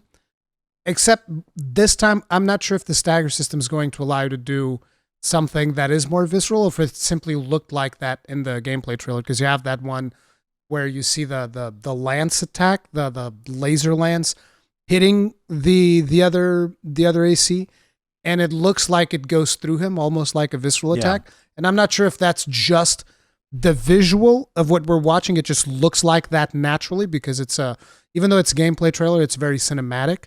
Or if that's an actual kind of like a visceral attack that you would actually have, right? So I just want to clarify one thing, because you just said that I said that they would take inspiration from Souls. That's not what I said. I said that they would use their expertise that they gained in Souls in some elements of the gameplay. And I'm limiting that simply to the telegraphed attacks. It looks like there are dodging in it that's very different than the dodging that you did in Armored Core 4, 3, and some people pointed out that there were a few telegraphed attacks in Armored Core 5 Verdict Day. Definitely. I mean, I don't know if in Verdict Day, but I'm pretty sure that I had some telegraphed attacks in 5 from what I've played, because I didn't play Verdict Day. So I haven't played those, but they're the ones that we saw in the trailer are very different than the ones that I was shown from Verdict Day. They're very different in nature. I don't think that it's fair to these telegraphed attacks are a natural evolution of the Armored Core 5 telegraphed attacks. I think it would be unreasonable to look at these telegraphed attacks that you see in the latest trailer and be like, oh, well, that doesn't look anything like Souls-like telegraphed attacks. they're not using any of the expertise or know-how that they gained in their previous I mean, they 10 said years of making Souls they games. said they're using that expertise. The director Right. said as much. Right. That doesn't mean that it's a Souls-like. I don't think it's a Souls-like. It's an armored core game. You know, It's a as Cowboy said yesterday, it's a core like. Yes, yeah, it's a core-like. I just don't think it's I don't think it's unfair to look at those attacks and be like, hey, that looks Souls-like. Which, you know, I'm sticking to that. Okay. Controversy, here it comes. Yeah. But it's like, to me, I'm not really concerned with that at all. I'm much more excited about, look, I want to be doing builds. Like, Yes. you know, you're going to be able to do builds. I'm assuming there's probably going to be a loadout system because they've put great emphasis when it comes to the assembly mode. Like, you go through all of the 3 articles plus the IGN interview. I believe you reacted to the IGN interview. But basically, I went through all of that information and made like a 30-something minute video with everything that I thought was relevant. And I think in all of those things, like in the IGN interview, in the PlayStation blog one, in the Eurogamer, and in the Xbox one, in every single one of those, they mention assembly as a key aspect of the game. And they're really nailing it down so that people understand, look, you're not going to grab your armored core and be like, no, I have this build, this is my build, and that's done, and this is the build I use, and I go in, and I have my machine guns and my cannon, and I'm done, and I'm good. It's like, no, they're making it very clear, look, you're going to be fighting some stuff that you're either going to be exceptionally skilled to be able to keep your same loadout, or you're going to go back to assembly, and you're going to be changing your loadout in order to be more effective at whatever you're dealing with. I'm going to ignore all that and put tank threads on my AC, and I'm going to Tokyo drift all over the goddamn place. That's Same. just me. Yeah. You're a tank thread enjoyer? Yeah. As soon as I saw those tank threads, I was like, that is the coolest thing I've ever seen. I saw the drifting. Apparently, the drifting is a tank thread exclusive thing. And apparently the legs all determine your movement options. And I saw that. I saw him bursting through, like he ran over three little mechs and just came out from the fire, started drifting, pulls out another gun, starts shooting it. It was amazing. It was incredible. Like, Cowboy was telling me that in previous Armored Cores, the tank threads also gets access, like, for instance, the quad thread, the quad, what is it called? Quadrupedal? I don't know, man. English not my native language, but the quad basically would be able to settle down like with a really big cannon, and it would go into lockdown mode or whatever it is, and then you'd be able to fire that cannon, right? With the tank threads, you can do that while you're moving. And I was like, yeah, big cannon, big tank threads, let's go. It's like, who needs mechs? I have a tank. I'm also going to get engaged in the PvP. I don't know how powerful the tank threads are going to be, but I'll make it work. Like, I really like in Elden Ring, I like making builds. I like looking cool and playing how I like, and going into PvP and winning, even if it's not the most effective thing ever. But those tank treads, man, I love gritty mechs. Like, you know, I like mechs that look super industrial, super mechanized, something that's made in America with chugging gallons and gallons of fuel. You'd be totally into Mech Warrior, man. I used to have when I played Mech Warrior back in the day. Again, I don't remember if this was 2 or 3. I still think it might have been 2 because it was so friggin' long ago. But I had this mech. I think it was called the Supernova, whatever it was. And it was this mech that had a serious heat problem, right? So what I would do was the Supernova had these mounts that allowed me to have a bunch of lasers. And then there's this thing called Alpha Strike, where back in the day, because you were mostly playing on keyboard, you didn't even use a mouse pretty much. You would aim with like the keys, and then you would move with, I don't remember if it was ASW or something like that. But you had this one thing, which was the Alpha Strike, which was the enter key. So you press enter, and Alpha Strike just fires all of your weapons. So the very first time I made this build, it was like, okay, this is an Alpha Strike build. I go up again. I see the mech that I'm fighting. I press enter, fires all of my lasers. The other mech instantly explodes. And shortly after, my mech explodes because it overheated and exploded.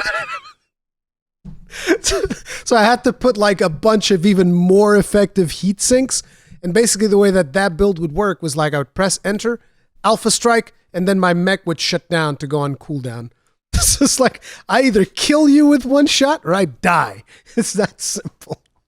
But that was fun. But yeah, I was saying that if you like those industrial mechs, you'd totally be into like Mech Warrior. That's what Mech Warrior does. Like all crazy, slow ass, friggin' gas guzzling. That's exactly what they look like. One of the things that I'm really looking forward to is the fact that there are these very Gundam-looking mechs that fly around, and well, I guess they all kind of fly around. But these that are speedy, they're constantly in the air, like you saw that in the trailer. And there are these other ones that look more like what I prefer. Bulky. So, yeah, bulky. So they're like interacting with each other, which is rare. Like it's rare for a game to showcase both of those types. So one of my greatest hopes is to get into the arena and see like a speedy mech and just get the biggest gun in the world and just one shot them. Yeah, dude, they were saying that the speed of the game is going to vary between 3 and 5, but you can reach the speed of 4. So I'm expecting like if you go really lightweight mech, super heavy thrusters, stuff like that, you'll be able to get like some giga fast mechs, but they're probably also going to be very frail. And I think that's going to be the balancing act that they're going to have to do between each different build in order to try and prevent people from just reaching the meta that we always reach in every single video game nowadays. Ever since we have the internet, someone always finds, no, this is mathematically the best way to play and blah, blah, blah. And everything gets so friggin' boring so fast. But I'm excited for the fact that they talked a lot in these articles and they said, we don't want the swapping of parts to basically just be a numbers game. We want when you swap a weapon, when you swap legs, when you swap all of these things, it is going to feel like a different play style. And that sounds really cool. Yeah, you'll have a noticeable effect that you can notice with just from playing it. I thought that was very cool. Yeah. Yeah. The build system looks really interesting. You're right. They emphasized several times, hey, you're gonna be in the garage. You're gonna be changing out parts a lot of the time. Sometimes these bosses are gonna have stuff, or sometimes the levels are gonna have stuff, and you might want to go back to the garage and switch it up. I think that is definitely one of the. It's one of those things that, in a lot of ways, I wish that Monster Hunter emphasized more. But unfortunately, Monster Hunter. In recent iterations, it just feels like, oh, just give me more raw damage. So just give me whatever is the thing that just gives me the raw damage. And that's pretty much universally ends up being like one of the best ways to play the game. And I like the idea of being kind of almost forced to do different builds, which is the exact opposite thing of what people wanted when Elytreon came out. And people were like, oh, I can't use my regular blast raw damage weapon because I die. And it's like, yes, use a different build. Please experiment with the build system. Please.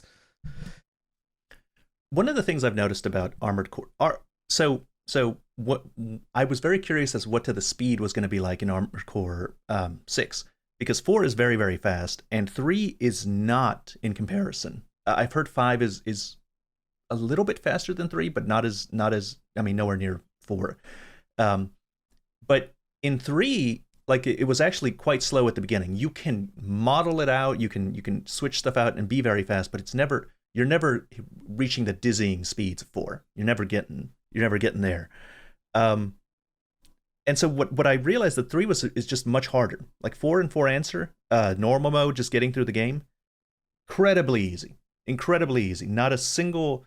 It didn't incentivize me to go into the garage very much. There were a couple of missions where I went back to the garage and changed things out, but basically you cleared the game in 4 hours. Not very difficult, not a lot of walls. 3 was a little better about that. I liked how 3 told its story better. I liked some of the background it gave you on stuff, and I liked how things and levels could be challenging enough. There's like, all right, I need to actually think about this. I need to take a moment, step back, and think about this. But even so, 3 wasn't really focusing on the difficulty that much. Some of the interviews in Armored Core 6 suggest that losing is going to be a big player, kind of like in Dark Souls, another Souls-like element, as much as people don't like me using that word. So some of the interviews are like, "Hey, these bosses are going to be it's going to have stuff relating to pattern recognition. You're going to have to know their patterns and be able to deal with them, or you're going to have to go back to the garage and be like, hey, maybe I need a shield to block this attack that I'm having trouble dodging. Maybe I need to be a little faster to dodge the attack." They made a point in several different interviews to emphasize pattern recognition, dying, and trying again, both of those things, which I thought, okay, perfect. I love when games make me sit there and think, all right, what I'm doing isn't working. I either need to slam my head into a wall and do it way, way better, or I need to stop, go back to the garage, think of a different strategy, and do something different. Like you said with Monster Hunter, I love it when I need thunder resistance. I'm getting messed up. I absolutely need to make a set that's different to get through this monster. Yeah, the my favorite one of those was, I think it was either in the Eurogamer, no, it was in the Xbox article, where they basically said something like, "Oh, if an enemy has this sweeping laser attack, you might want to swap for reverse jointed leg so that you can jump above it really fast and not suffer that attack. Or you might also just equip a really big cannon and blow it up before he can do the attack." And I was like, yes, this is what I want. I want the biggest cannon, and I want to fire at it, and I want to see him get blown to smithereens. And I don't care if this cannon only has one shot. I want to land that cannon shot, and boom, you're done. And then you just like throw the cannon away. Because like I seem to remember you used to be able to discard weapons. Or was that in Armored Core? I think in Armored Core 5 you could even discard weapons if you were like out of ammunition or something. Like, well, this gun's useless now. Just throw that away. Yeah, because like you're going to have two stuff. Usually you'd have two weapons in the back, two weapons in the front, and you'd be able to like swap between them so that you could, do different stuff. I believe that this one, they even said specifically for some reason that the melee weapon is going to be equipped always in the left arm. So I'm expecting it to be like left in the back, and it's like your secondary attack or something. Just draws it out, slashes, puts it back in there. Something like that. I think maybe there'll be 4 weapons, and the melee will be like a separate button, and you can equip different melee weapons on top of that. I think that the melee weapon's going to take a slot, but I'm not 100% sure. Because in 3, it also had melee attack only in the left hand, I think. It's been a few months now since I played it. Yeah. So it also had a melee attack, but it wasn't. It was like its own button to do the attack. Well, we'll see how that pans out. Yeah.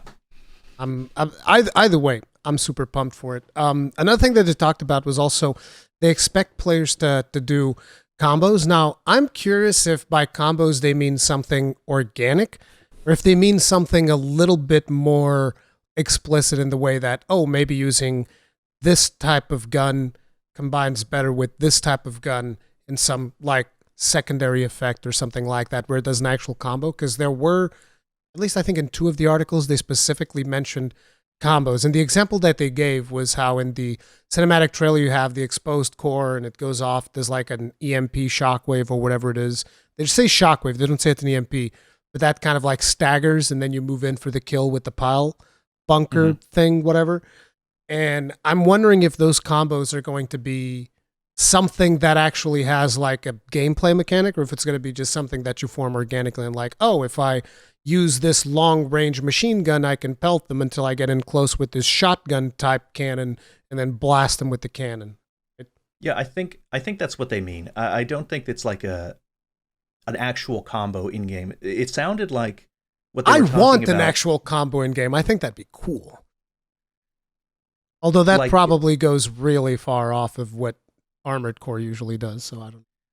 I think they're talking about like the stagger mechanic. Like they're talking about some weapons doing more damage to the stagger gauge than others, and maybe those weapons do less damage. So like you can like start building up their stagger damage to at a distance, and then you do something to like break them, and then they're broken. You can dash in and do your main damage, and maybe that's what they're talking about with combo.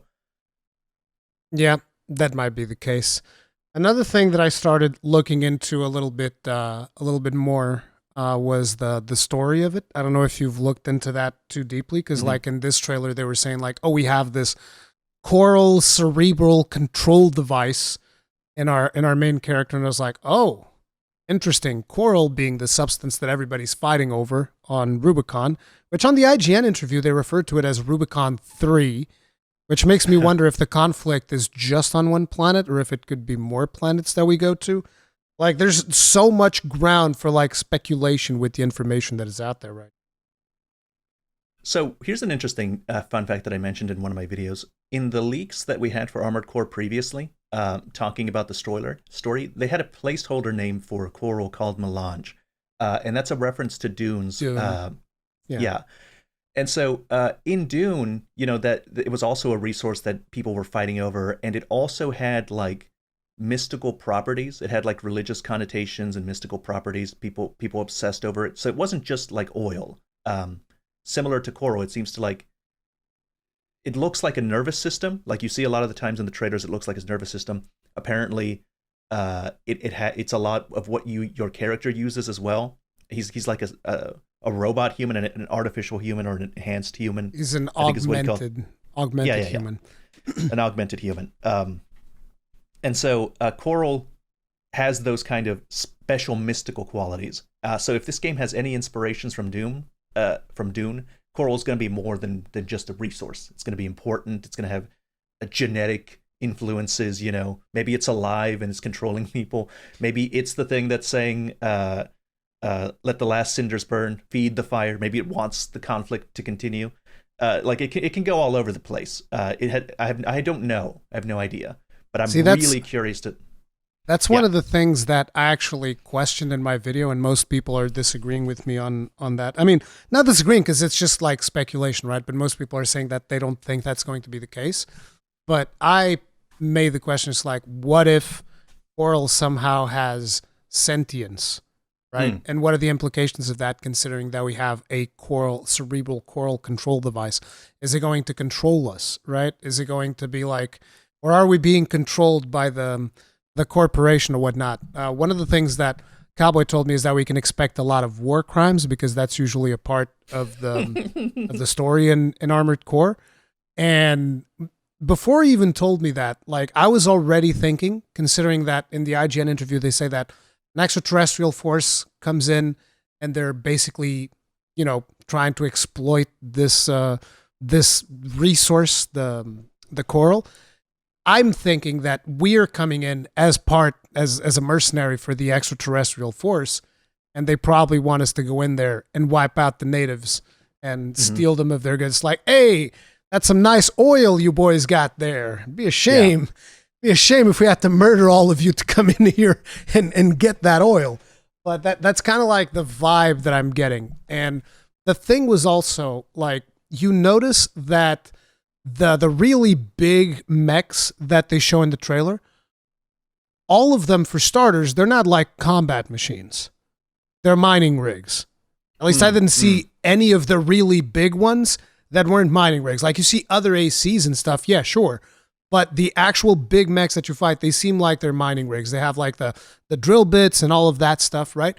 And those usually have a red glow to them as well, which, if you then take into account the color of the sky because of the fires of Rubicon and all of that stuff, it also has a reddish hue to it. I'm wondering if Coral has maybe corrupted these machines, or if it's just the natives piloting them. And maybe they're fueled by some kind of like, now that you've mentioned the whole melange thing, some kind of religious zealotry or something, and it makes the mechs glow red.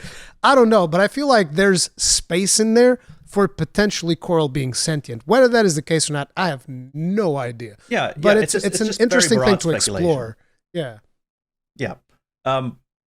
So there's another interesting thing about the story is the Raven call sign. So Raven is what you call armored core pilots in previous games. They're mercenaries. It's what you call it in 3, not in 4, or 4 Answer, but apparently in all the previous, most of the previous games, Raven is what you call them. But in this game, it looks like it's not what you call the mercenaries. It's a call sign specifically that your character uses. and it's not your call sign, because there's a part in the thing that's like, why use white hide behind another's call sign? So you're using the call sign Raven, and they're trying to kill you because of it. There's a lot going on, but apparently that seems to be a thing. It's definitely going to be interesting, because another thing that they said is that, look, the main focus of this is not going to be the story, but at the same time, they're like, but the game's also going to have multiple endings. I think that depending on the missions that you take, you are going to go down a certain path where you are going to end up doing, different things. You're going to be unlocking different missions depending on the missions that you choose to take. I think there's going to be mission paths, basically, is what I'm getting at. Yeah, that's how it worked in 4 and 4 Answer and 3, I think. Depending on which missions you choose, it determines your ending. Considering that you've played those, how different can things really get? Like, is it just like, well, in this one I did this, but in this one I did this, it was just slightly different? Or is it right? Sometimes it's slightly different, but the endings can be quite different. And it does completely do you in different missions. So depending on what happens, sometimes you'll play on the same map, doing the same mission, but for the opposite team. So in one mission it'll be like, defend this area, they're coming, and then in the other one it's like, you're coming, go attack that area. They're defending. So that'll happen oftentimes. But the endings can change drastically, depending on your choices. So like in one of them, like you just kill everybody like on the planet, and then in the other one you're trying to save them from getting killed, and then in the other one you realize, oh, if we don't kill a lot of people, like everybody dies. Kind of a lot of war crimes, a lot of genocide. Damn. So yeah, that's what they meant when they were talking about a cold human story, because that's another one of the talking points that they brought up. But yeah. Exciting times ahead. I'll be very curious to see if you end up playing Final Fantasy 16 or not, considering that you're like, I'll definitely play it. No, I'm definitely play it. It's just that I'm not sure if I'll have time for it content-wise. I'm not sure I'll be able to make content. It's hard to justify playing something big and awesome like that and not make content for it, you have to listen. You have to make content for it, though, because you're going to love it so much. You're going to be like, oh my God. I'm actually scared. I'm scared that I'll have it because it's June, Yeah, I know. I don't have time. It's Tears of the Kingdom, and then Final Fantasy, and then Armored Core. I'm my initial plan in between that content. In between that, I'm even doing Diablo 4. Maybe. Oh my God. You're a harder worker than I am. I don't have the strength. I don't have the strength. Yeah, but I'm getting old, dude. I'm getting up there in them years. I feel it in my bones. I'm getting old. I barely get any sleep nowadays. That's why I'm sleep deprived and speaking sometimes a little bit incoherently. That's how it goes. You'll get there eventually. 16 ever made. Whoa. No, it's going to be that, dude. And you can quote me on that. I have no qualms about that. Like, look, for instance, you've played Dragon's Dogma, right? Love it. Great game. You're going to love Final Fantasy. There you go. It's done. Boom. Because one person from Dragon's Dogma is working on that game. See, there you go. There's like one dude that did some stuff. I don't even remember at the time. I knew exactly who it was. No, I don't necessarily remember, but I think that's somebody that did the combat of Dragon's Dogma, whatever it was, is working on that.